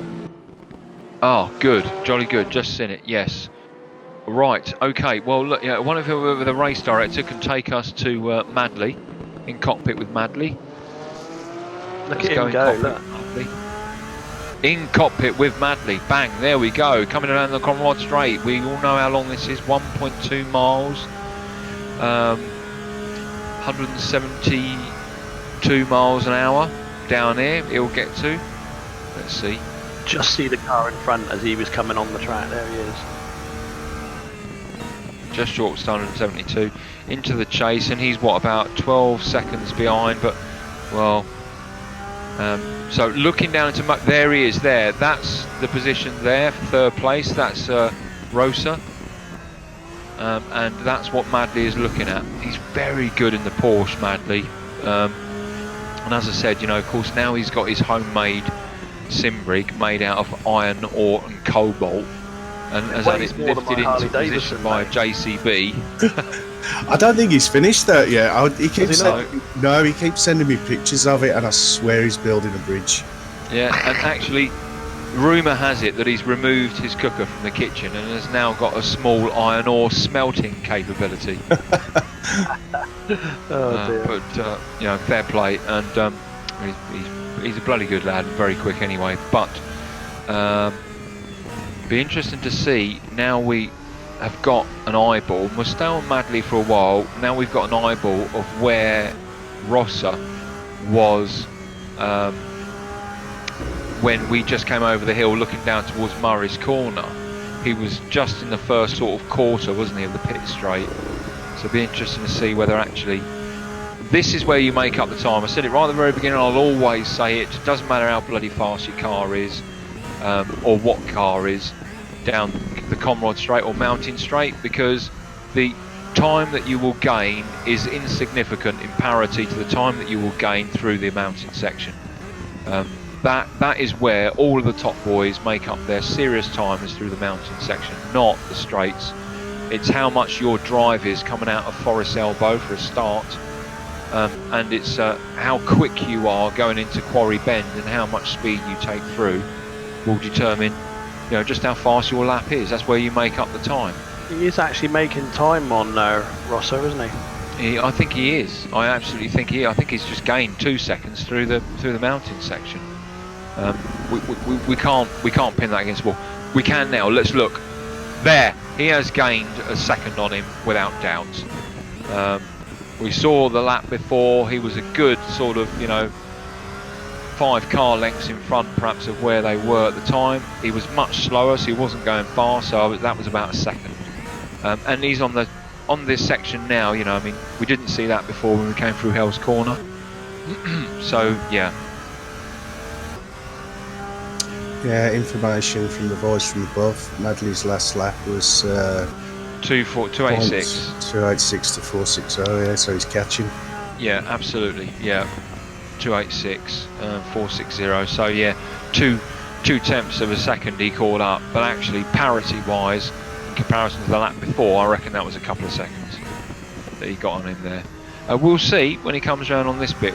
We'll stay on him for a while, please, Mr. Director. Yeah, may the gods be kind to him. May the gods be kind, indeed. And then once we leave Madley, we'll go through the field from the bottom up, so from Al Gartner up. But we'll do that when we go through the field after leaving Madley. So after me leaving Madley, we'll go from Al Gartner upwards. He's quick through there, isn't he? Oh, come on, keep it together. Jesus. Shout out to Madley as well. He's getting some RWB stainless steel, cut? Laser cut. Awesome. For trophies. So those would be quite nice to get out. Absolutely. And apparently he's doing a special one for the commentary team.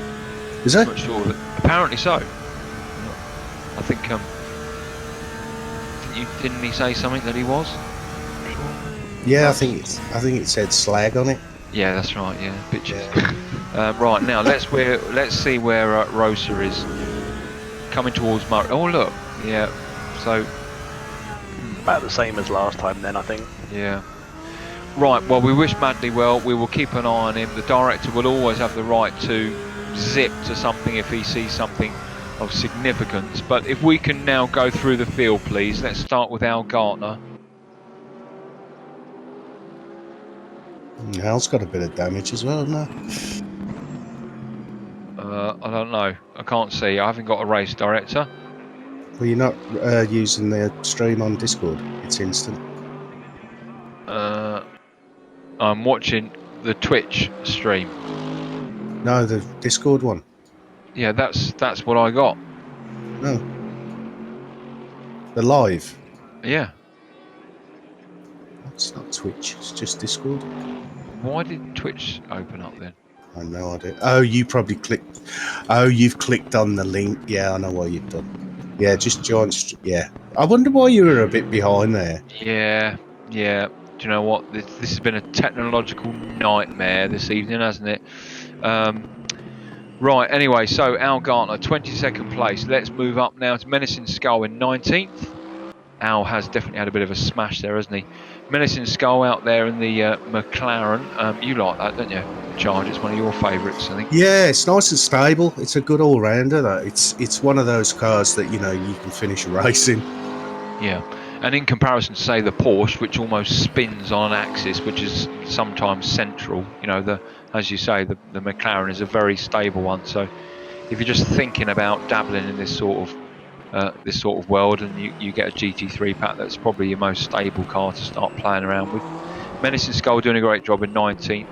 He was a little bit worried about doing this 2-hour one by virtue of his pace and everything else, but it has to be said, one of the newer members to RWB, you know, he's certainly got commitment and buy-in, and he's certainly got better, I would have said. Oh, I praised him the other night. His driving standards are fantastic. He's really got a lot better. You know, he's getting faster and faster. I can see him being one of those top 5 guys soon. Yeah, without doubt. Rodders up into 18th place, Rodders, with that absolutely smashed up Callaway Corvette, who had a wonderful first 5 laps. Something happened though, of which we apologise to you and of course to Rodders for not being able to capture that. And that's just been a technological nightmare for us tonight. But you know what they say, you know, not just don't race alone, race RWB. They also say the show must go on. Whether that's as a silent commentary because you've got nothing to say because you can't tell which one you're supposed to be on or whatever. So is that actually Madley in front of him? No, it's yeah, I can't tell whether that is, but no, it's not.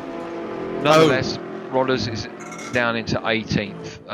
Now let's have a look. We're looking at the map now. I'm afraid the quality is too poor because we're too poor at RWB to have a 1920 by 1080 streaming function. So I can't tell you whereabouts he is on that. I can't see. But nonetheless, Rodders is doing okay compared to where he was, because he was right at the bottom and is now climbing back up. I'm also willing to bet, by virtue of him by virtue of him coming out of the top sort of quadrant and then stopping, I reckon he's probably changed his strategy to a 1 stop. Do you think that's possible? That is Madley in front of him. Yeah, I thought it was. Yeah. Yep, that is Madley in front of him. Yep. I don't think Rodders will stop again. Yeah, on the wing with Madley, and looking back, and you can see that's Rodders. So, you know, Madley has lapped Rodders, which is a fairly significant statement, because that means that Madley has gone all the way through the field up to now 17th place, which is hell. That boy is on fire right there, and he bloody hell, he is moving some. Cool. On to Marco then, 15th. Marco out there, nice clean car. I don't think he's had any smash ups, has he? Nice clean car, nice fast, consistent sort of time, staying on the grey stuff. Smack bang in the middle, 15th place. Well, smack bang-ish. Yeah, Marco's good. You know Marco better than I do. I always say he's sort of the reliable, you know, averagely fast, quick sort of runner. Would you say that's about right? Marco's one of those people that's always dogging me. He's when you're dogging, yeah, always dogging you when you're dogging. Yeah, we always seem to end up racing together. So yeah, I see a lot of Marco racing, usually in my rear view, trying to get past me. Yeah, good steady racer. Good all Sorry, rounder. did you say he was always in your rear when you're trying to race him? Is that what you said? I always see him in the rear, yeah, and he normally stuffs it up the inside and gets past me. Still always stuffs it up inside you when he passes wind. 14th place, C-Hacks. C-Hacks out there. Sadly, when we started to have our tech problems, we had a really great 4-way battle between Forsberg, Rigel, C-Hacks, and someone from Zero Force that was chasing C-Hacks. It was a great 4-way train that was going through the mountain sections. But C-Hacks, clean car, up to 14th place. In front of him is Audi, which again Audi will be happier with. Bearing in mind that qualifications and the qualifying and the position on the grid was determined by time trial, and I know he's not a great fan of that in general. The proof is in the pudding. He's now 13th. When we started, I think you'll find he was in the bottom sort of 4 because of that time trial time. So again, speed, consistency, reliability, bosh, as he just clips the ball to prove me wrong. No voodoo magic on Audi, absolutely none at all. Good man for me. 13th. Up to now Dave Crew in 10th place. Dave out there in the Porsche. Now, can someone tell me, YouTube please, I don't think that's the Porsche 911 GT3R 2019. Which one is it? Because I couldn't find it. But that's not the livery of the GT3R 2019. So which one is it? Someone tell me. It's been driving me berserk. There's only two, isn't there, in the? I know, that's what I thought. But I can't find that livery anywhere, mate. Oh no, you won't do, because they removed it from the race room store. How are you so clever that you know that, Charge? Because when they brought out the 2019, they announced that you would no longer be able to buy the old one, but anyone that bought the old one will still be able to keep it. Which is what I've got, which is why I know that livery. And I went on the race room store on the web earlier on. Didn't log in. I just went on the the public page, and of course I couldn't see it. No, but if I was in my account, I'd be able to see it, wouldn't I? Yeah. I'm guessing if you looked at in cockpit from both him and the one in front, you'd probably see the difference in the dash and everything. So. Well, let's do that, please, race director. Let's go in cockpit with Dave Crew. Yeah, that's right. Yeah, and now in cockpit with Jens Fiedler from Zero Force. Yeah, different wheels. Yeah. Totally different dash as well. Yeah, absolutely. Yeah. Good. Let's go and visit Rigel, Chief Track Master, 6th place in the BM. Garish. Good, solid drive from the smugness there. Look, he's up to 6th. That's brilliant. Super smug.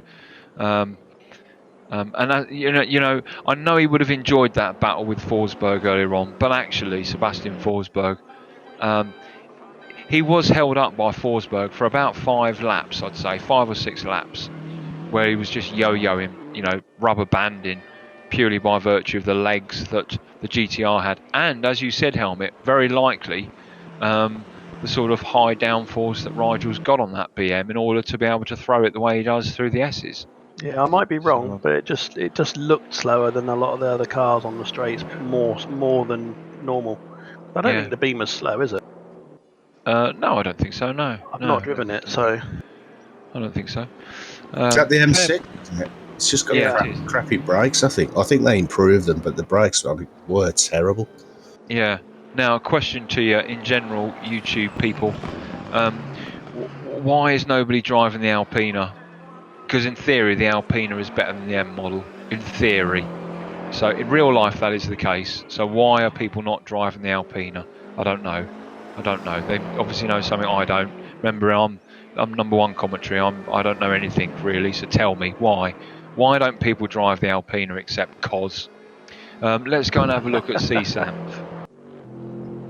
CSAM having a great race out there. Currently 5th in the AMG, and not a scratch on that car. And he's hunting down the black shadow of Madley, who has had a fantastic race, it has to be said. Let's pop on to Madley, as Madley now just coming down into Murray's corner. And behind Madley you can see Rodders there. Rodders still now down into 18th position. Terrible shame for Rodders. Not sure whether we're going to have a chat with Rodders with the lads afterwards. I suppose we could do. There's no reason why not. We could do that actually after this race. I think we'll all just jump into our channel up there and we'll have a quick 2-minute sort of open conflab, and then we'll close down from them all being there, and they can all say goodbye to you like a children's programme. Say goodbye, everybody. Bye. I would give Rodders a few minutes to calm down, because well, he's had an hour to calm Scottish down. fox, aren't you? He's had an hour to calm down. As simple as that. If he comes out with the odd swear word, so be it. Fuck, I've said it, so he probably fucking should. Rigel, good job for Rigel. Okay, up into Madley now. We're on Madley. God, I'm looking at the wrong one. Yeah, so Madley, where is he? Yeah, 4th place. Great race by him. Now, I wonder if we can go on the wing with Derek Rosser. Right, okay. Let's just keep our eyes open for the Black Death. Where is the Black Death? Let's stay on wing with Dennis along Conrod Straight. And then get ready to go into cockpit with Madley. Go into cockpit with Madley now. Right, so past the back marker. So just over the hill there, that's Rosser there. So, you know, definitely pulled in some more, hasn't he? He has, most certainly. He has 20 minutes, yeah. He's got the potential, I'm sure. Yeah. What have we got left there? 21 minutes 44. Is that right? Yeah. Something like that. Yeah. So certainly he's got the ability to claw some more in, and certainly, you know, I mean, Rosser there was just before Murray's corner there. He wasn't even through it. So, you know, he is clawing the time. Don't know whether thank you 0.8 of a second faster. So, you know, 0.8 of a second is almost a second. So he is definitely, you know, I think it's a fair assessment to say no one's going to be pitting at this stage. They've had their pits. So, yeah, we'll be watching very closely on Madden. Yeah, I just want to give a shout out to our sponsor as well, Racing Sim Tools, Xerax. Yeah. I was talking to him earlier. They're starting to produce a little telemetry screen, like an LCD, like a DDU. Yeah, and they're going to be selling those. Yeah, they look really nice. They are, absolutely, and that, if I may, I don't want to sound like a control freak, but if I may add some more weight to that, if I can, if that's all right. Yeah, of course you can. Yeah, so a couple of things I want to mention. First of all, as Charger said, absolutely, racingsimtools.com. Get over there, buy it. $15 app. Crikey, a packet of fags costs more than that.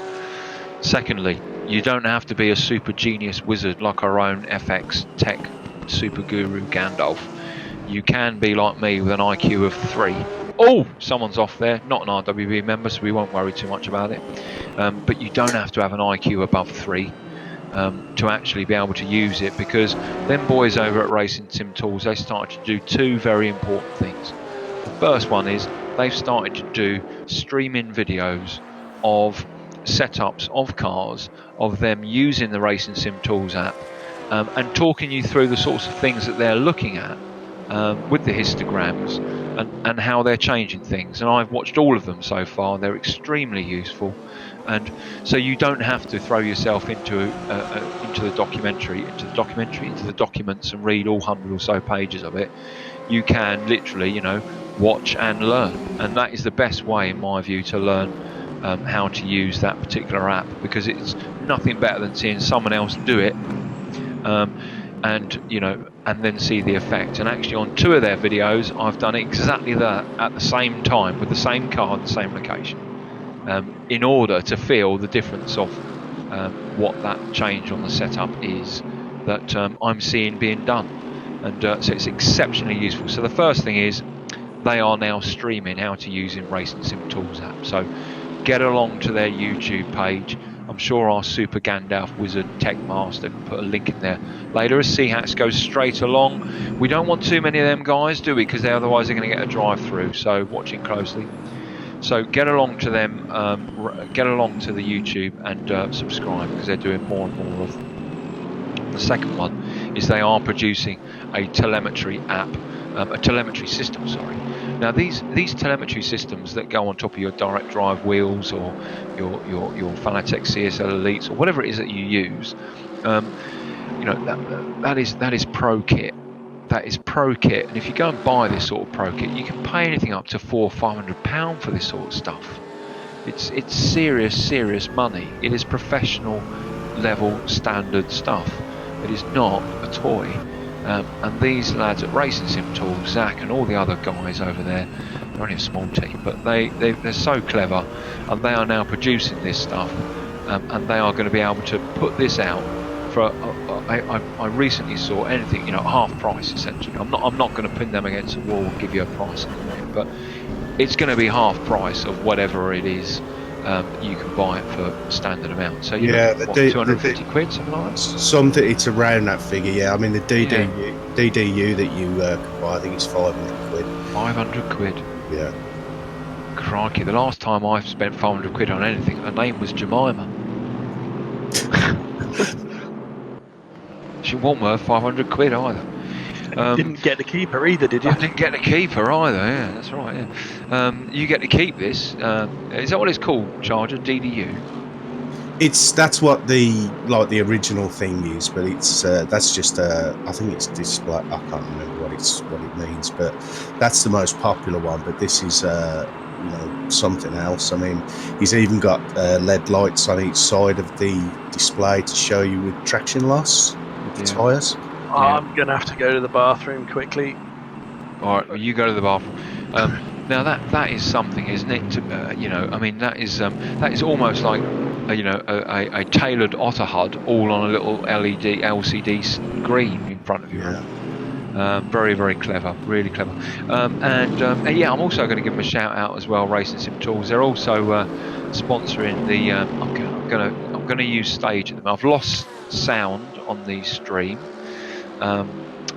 But keeping a close eye on things. But again, absolutely right. Let's give Racing Sim Tools the right platform. They're also sponsoring the RWB's Dirt Rally 2 League, Dirt Rally 2, not League, Dirt Rally 2 team that is entering the I think it's OSR. Is it OSR? It's the OSR, isn't it? RSR. No, not an RSR. Crikey, the sim racing, online sim racing. AOR. Yeah, sorry, AOR, Apex Online Racing. Their Dirt Rally 2 League, which starts on the 10th of Feb. RWB are putting a little team in for that, and Racing Sim Tools are going to sponsor us for that. What does this mean? This means around about the end of March, early April, we're going to do a special live stream. We're going to do a special, 45-minute video where we're going to get Zach to talk us through how to set up cars on tracks and some top tips when using the app and all those sorts of things. Maybe some things that aren't on the streams that they're putting up there on YouTube at the minute, but it will be an exclusive for RWB members and all those who follow RWB on YouTube. So look out for that round about the end of March, early April. That's enough time for you to get out there, go and buy it, play around with it, watch some YouTube videos on Racing Sim Tools on YouTube, and of course on their Discord and their website. And if all I've said is just a rambling mess from an insane man, which it probably is, then come along to rwbracing.club, click on our Discord link, come on in, and then just poke anybody with an RWB tag and say, can you help me with Racing Sim Tools? We'll point you in the right direction. It looks like Hax is giving Audi a bit of a hard time there. Indeed he is, yeah. We're still on the wing, and if our lovely race director, if he could just now give us a rundown. We're 14 minutes left, I believe that says. So if we could just have a quick look at Madley, please, in cockpit with Madley. In cockpit, lovely, thank you. So in cockpit with Madley. Now, this is a good section to stay in cockpit with him because, of course, we're looking for Derek Rosser. I apologise, Derek, if I've said that wrong. Christ, he's got a lot of lock around there, isn't he? I don't think that's Derek in front of him, is it? It is. It is. That is. That is third place there. He's caught him up. He's got 13 minutes left. Third, fourth, fifth could be an interesting battle, I think. Indeed it will be, and thank you moderator YouTube. Yeah, Dennis, not Derek. Thank you, Dennis. Dennis Rosser. That is his target. That is Madley's target right there. Now CSAM is about 7-8 seconds probably behind Madley, so probably not in a position to challenge at this stage. But Madley most certainly in the position of challenge for Derek Rosser in third place. Yeah, good for him. Let's have a quick look at CSAM, wide shot, TV shot. Great. So there's CSAM there. In actual fact, good for you, race director, because you went in cockpit first. Let's just go in cockpit with him again. There, right in front. Look at that. You can see how close Madley has clawed the time away from Derek Rosser there. Like I said, all over Rosser, like like coronavirus on a mandarin even. I think I'm not talking about an orange. Eh? I think I've got Stella virus. Yeah, I know. Yeah. Again? Yeah. I've got RWB virus as well. I got. My head this morning was banging. Really? Oh. Is it that sort of Stella virus where a gorilla comes in the middle of the night, beats you up, shits in your mouth, throws you on the floor? That one. Is it that one?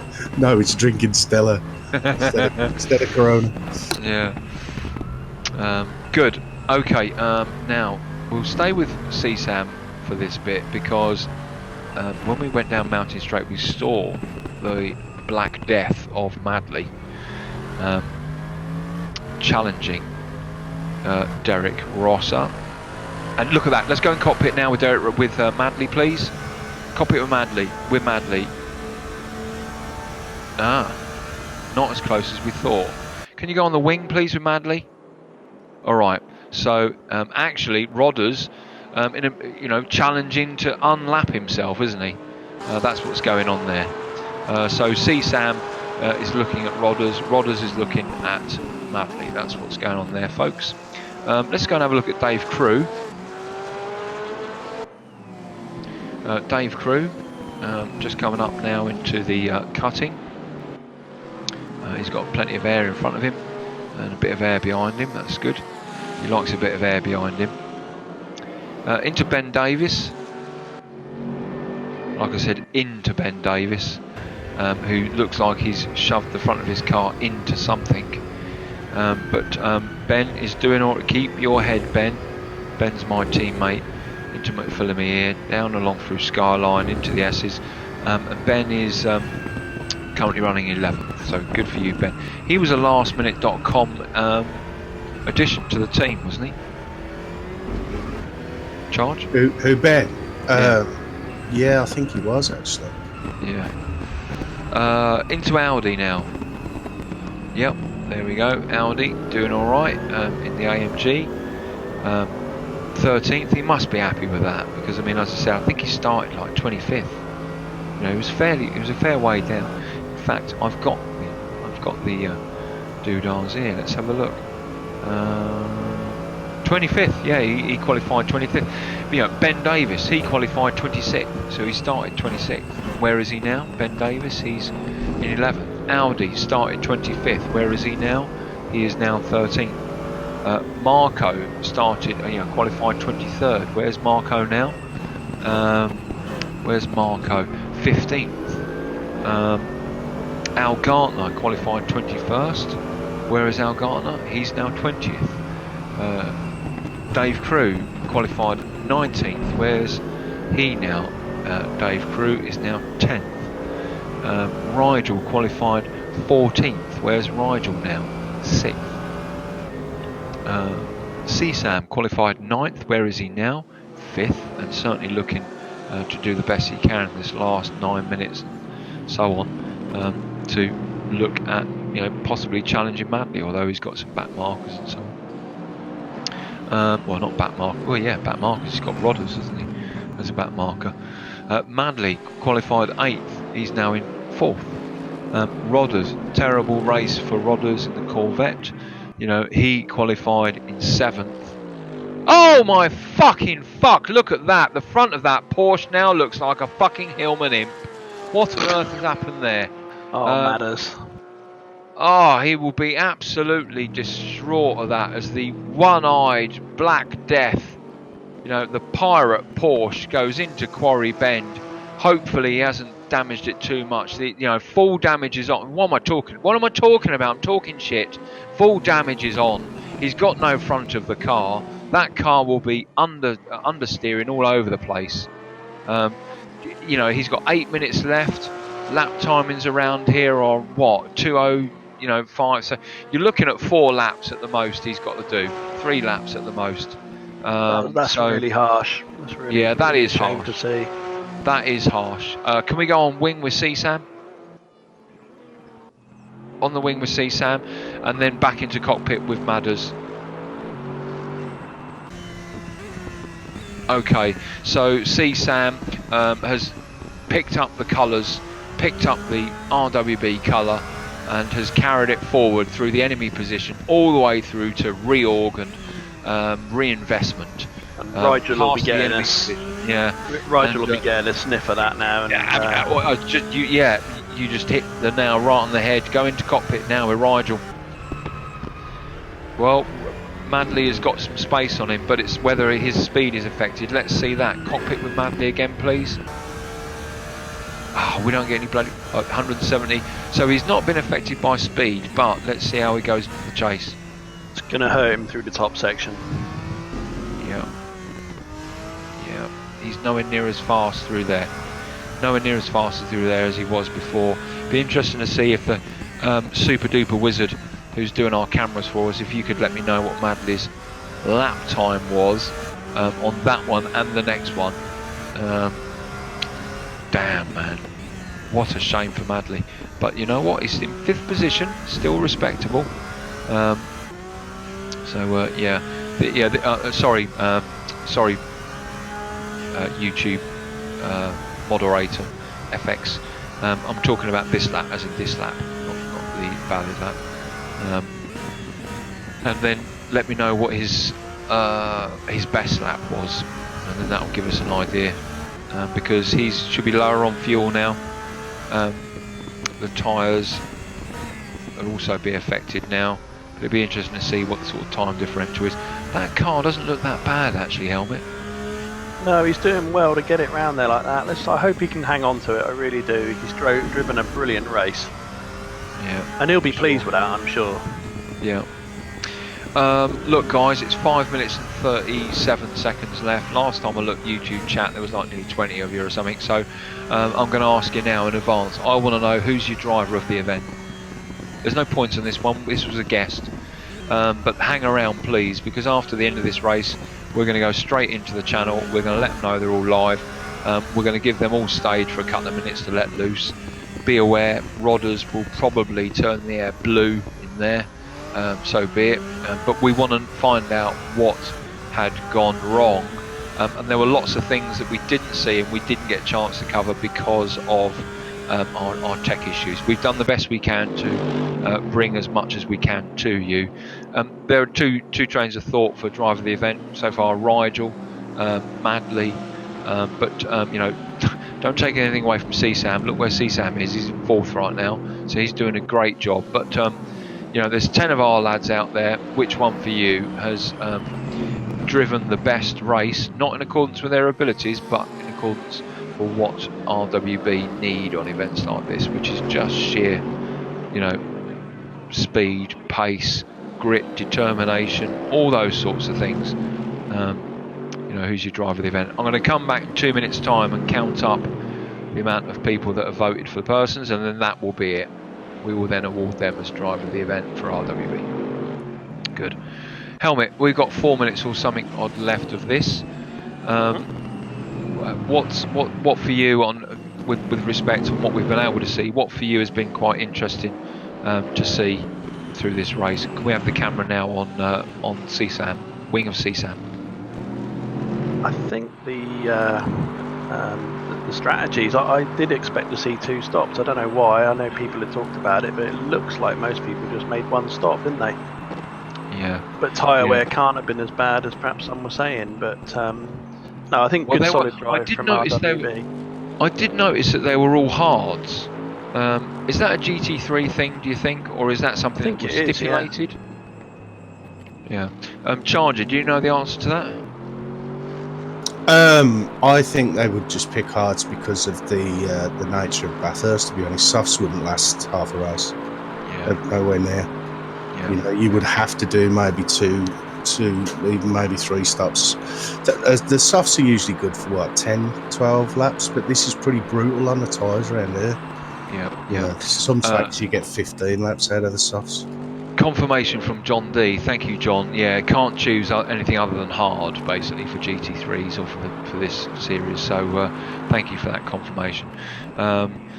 So yeah, Madley's last lap 209.390. So he's most certainly being affected, not just now as is a case of tyres going off in the last part of the race, but also you know, the state of the car and the downforce that the car has no longer got in order to carry the speed through the corners.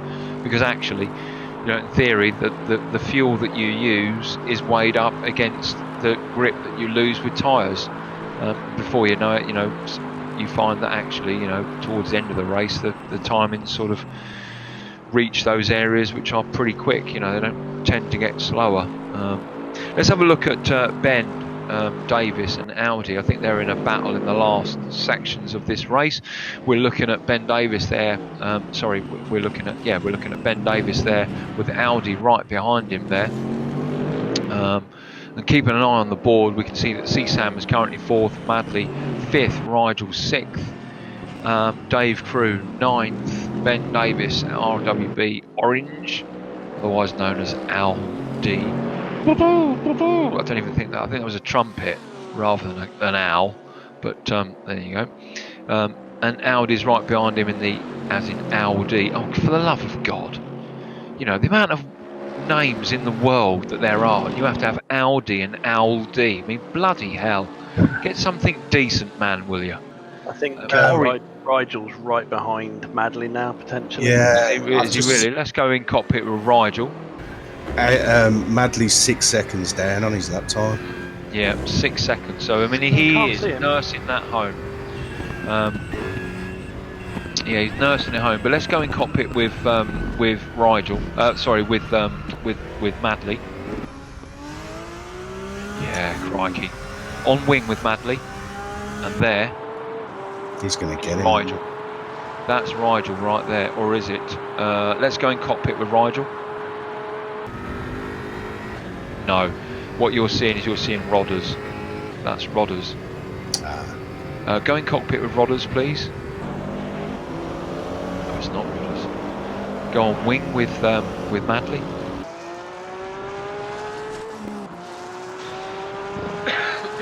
Let's stay here for a while. I think that's a back marker. I think that's a marker. Let's leave it here. Let's go in cockpit now with Rigel. To back marker, but Rigel is now, you know what, we're on 4, 3, 2, 1. He's got one more lap. He's got one more lap. So the car you see in front of Rigel is a back marker. That's not Madley. Madley is just in front of him. You can see just going over the crest of the hill along Mountain Straight. Is it likely that Rigel could catch him up along the mountain section? Yeah, absolutely, because that Porsche is damaged significantly. And as we've already said, he's 6 seconds down per lap. That's a lot, isn't it? Yeah, but I think Madley's at more than 6 seconds ahead, so if he can keep... Yeah, I think he's just going to hang on to it, I hope. He will. He'll be close.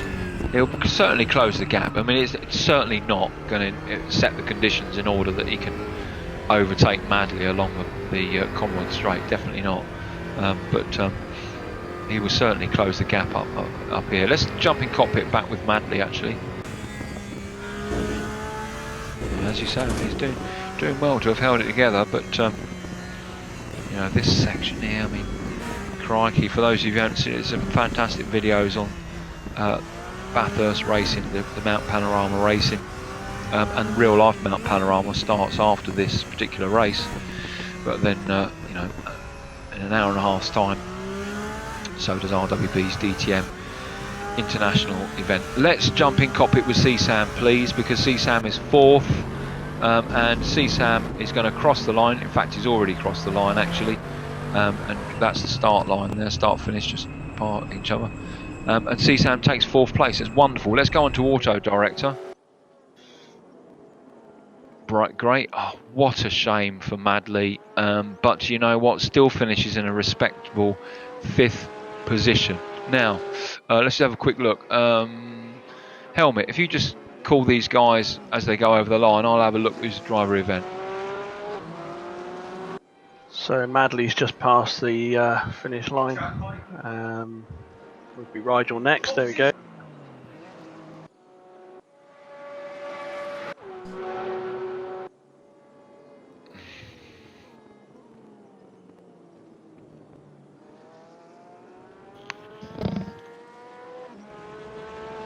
Big gap to Thomas Gamel there. So there is a big gap from the first set.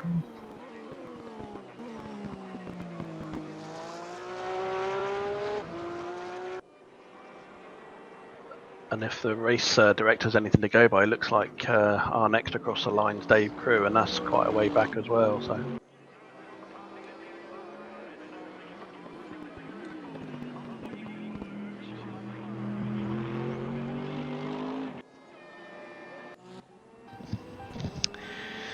Right.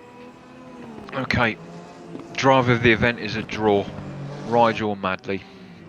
Madley for the hard push, and Rigel for the hard push and ultimately clean drive. Didn't hit anything at all, did he? Super consistent. He's a absolutely. machine, isn't he?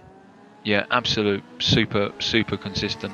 Well, that was a 2-hour race of Sim Racing Centre's GT3 League, of which we were invited to put a team in, and we did. And how wonderful it was to be able to race that 2 hours. We've let you down a little bit with regards to the technical side of things, of which we're sorry. But what can you do about it? There's lots of people streaming. No refunds. There's no refunds, I'm afraid, and there's lots of people streaming it. You know what? I think we gave a good account of ourselves. I think RWB done well in that helmet. Yeah, they did. Yeah, good solid drive from the guys. A few of them in the top 10. Yeah, really good. Wonderful stuff. Now, I've just realised, of course, they're not on RWB server, are they? They're on SRC's server. So that only leaves me. Oh, hang on, wait a minute. Oh, someone's jumped in. Not sure. I think that's Rodders. Rodders, is that you? Yeah, how you doing? Now, what happened? Race was going great, feeling solid. Backed off a wee bit from Attila just because I thought just at that stage, and then I was catching him up, and then a back marker at the fastest bit of the track, the two cars going, God knows why they were going so slow, but then just as I picked my spot to go past, what does the guy do? He changes direction right at the last second. Bang. I went in and I've repaired it, but believe it or not, even when your bonnet is crumpled and it's visually crumpled, that wasn't enough damage to fix it. So it fixed the suspension. The car was fine to drive, but I had lost almost a half of my windscreen view, so I couldn't see like 20 feet. It was 20 feet in front of my car was my closest visibility. Yeah. So I made a daft wee mistake after I passed Dave Crew. I couldn't see the curb and I caught my rear wheel and damaged it again. But when I pitted, it fixed the damage this time. So at least I had a good car for the last bit of the race. Yeah, awesome. Audi, you were chasing down Ben Davis towards the end of that. If there was another couple of laps, I reckon you would have been mixing up with him. Well, nah, I don't think so. I didn't want to push too much. It was the last lap, but actually, Al Gartner slowing down and up on this on top of Skyline threw me completely off, and I had a spin. But I was at the back end of both Ben Davis and that Piotr dude, or Piotrowicz, or whatever he's called, throughout the race, and it was really good fun. Yeah, well, it was good from our side of things as well. We sadly, for about 70 or 80% of the whole of the stream, we had some technical issues, but we done the best we could to be able to bring what we could. I don't know whether Rigel's going to jump in or Madley's going to jump in, or even CSAM, because it'd be interesting to see what they think of that. But we'll probably chat rather than carry the stream on. Helmet, thanks very much for joining us, and also to you, Charger, as well, and notwithstanding our technical issues, for sticking with it and doing the best we could. And, well, at least we know our business continuity plan works for streaming. Yeah, we almost salvaged it, didn't we, I think? Yeah, absolutely, yeah. I think in the end, we ended up commentating on a Discord live view, which is bloody marvellous. CSAM is in. CSAM, welcome. Yeah. Happy with that result?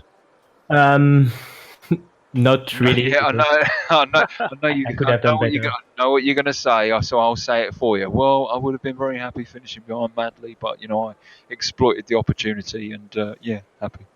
Something like that. I tried to cut the pit entry because it was possible before the big update, and I tried in single player mode, and it was working. So I thought I could gain like 4 seconds here, and I ended up with a drive-through, so finishing fourth was quite good actually. But if I just entered the pit normally, I would have finished third. Well, good for you. Let's go to Madley. Madley, a joint driver of the event with Rigel. as voted by us in the box and the YouTube stream, which is great. We'll talk about that in a minute. But you must have been. I'm willing to bet there was a few expletives there, old boy, and something about sheep going to get it or something when the what I termed the Black Death ended up going into a wall. What happened? I was just pushing a bit too hard to try and catch up with the guy in third, and I just lost it coming out that corner there and into the wall. And I had to do the remaining laps then with no aero. It was like 6 or 8 minutes. I was backing off from you. Just I wasn't going to overtake when I caught you up. But no, I could see that. I could see that. But yeah, fucking gutted. You did boys. well to hang on to that, mate. We really felt for you when you remodified the car. But good drive. You remodified it and turned it into a Hillman Imp. It's just a flat front, and it's a beautiful Porsche with a flat front. Yeah, I thought the Tiger's wife had come in and battered him with a rolling pin. He was that excited. It was like, oh no. I was just glad I could still continue, because it doesn't take much to kill the cars now, does it? So, I was just grateful I could carry just on. to ask everyone, I actually thought the full damage model was very manageable. It was pretty good. Need more practice with it, but I think it was good. I think it was well good. Cool. Good drive, mate. Marco, I just eased off in the start-finish line. I had the momentum to take you, but after that back marker, I thought... spots or anything? Yeah, I didn't realise he was behind me because he was behind you for a while. I didn't even know he was there. Yeah, no worries. I was desperate. All I had my eye was catching you and Hacks up, so I had a wee mini goal. But well, I was hoping you'd catch Hacks up because he was catching me up, slow him down. That's good stuff. To stop fuel. Let's come to Rigel before we close the stream down. Then clearly you should carry on this sort of chat afterwards and get some situational awareness on how your races went, etc. And I'll have a chat with Rigel now, and then I'll leave a last sort of chat to Charger before we close down. Rigel, I've got to say, if you do end up having 2 hours of your life where you're not doing anything, any of you, and you watch this stream back, I probably would say we'll do it for a day when you're bored, because for 80% of it, there's me and the others just getting exceptionally angry at the fact that our technology let us down. It's not us, actually, RWB. We think it's down to the stream and the amount of people that are on it and perhaps streaming other race directors and stuff. And the reason why I say that as a precursor is because for us, the race was great. For 3 laps, watching you and Sebastian Forsberg in the BM, in the GTR. Behind you, C-Hacks, and then behind him, another racer. And that block of 4, that 4-way train was really quite interesting to watch. And what we were seeing, forgive me, it's a statement rather than question, but we were seeing that, coming into Quarry Bend, from there, the mountain section, and then coming out of Forest Elbow, your car and your hands and your knowledge was more than competitive. In actual fact, if Forsberg wasn't in front of you, you would have gone faster, no question.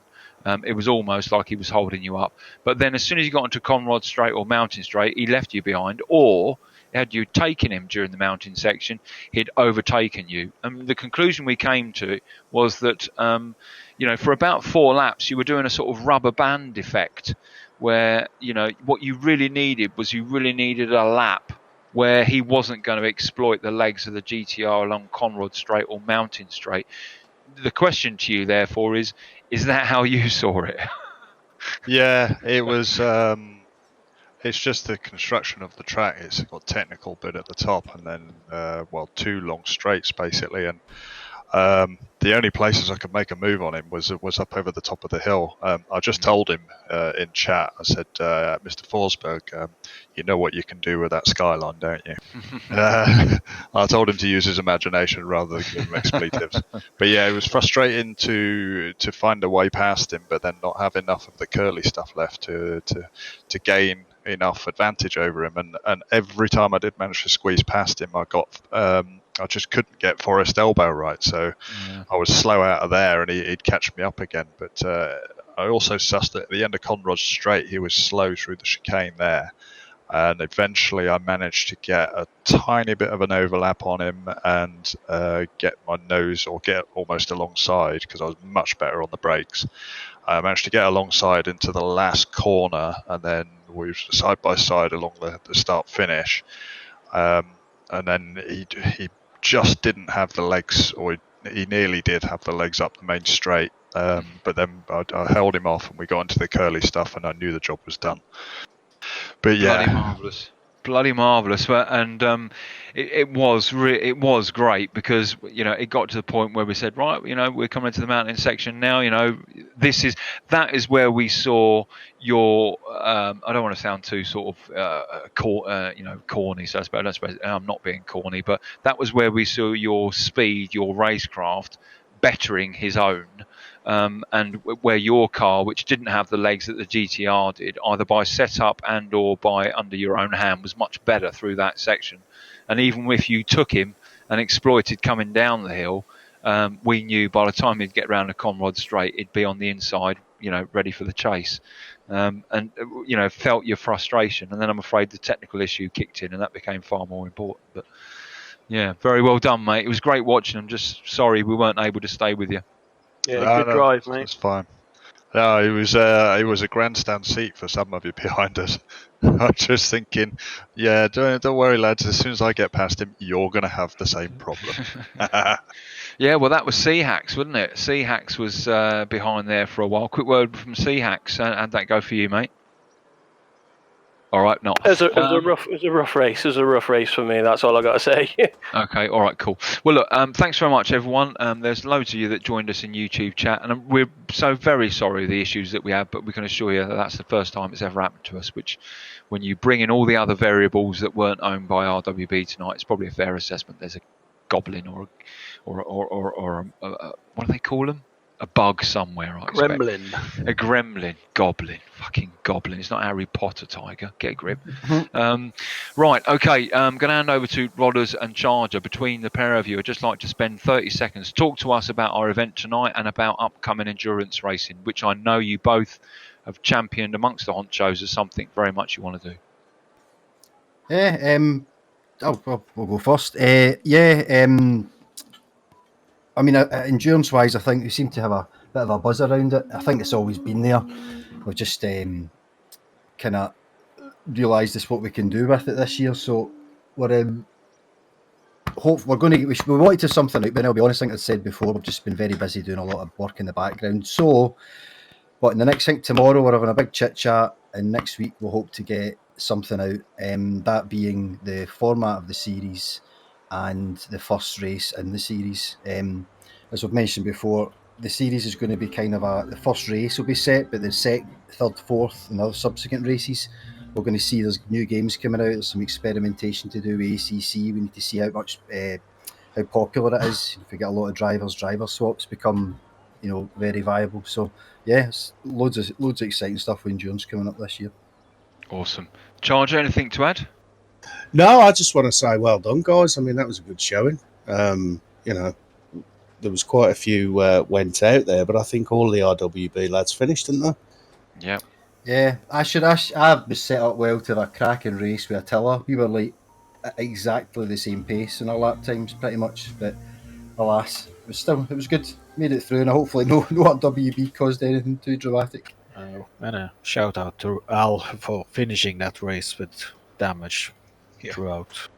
Yeah, fair play, and fair play to everybody. From Al damaging, finished damage, to Orange, who only had a couple of days' notice to step up as a reserve, to Rodders, who went from pretty much third down to last and then battled his way through with a crumpled up bonnet, to Madley, who was in third place and then stacked it into a wall, to C-Sam, who, then moved up and, carried on the push, to the racing right at the very end, to Rigel and the battle with the four, I'm just going to call it.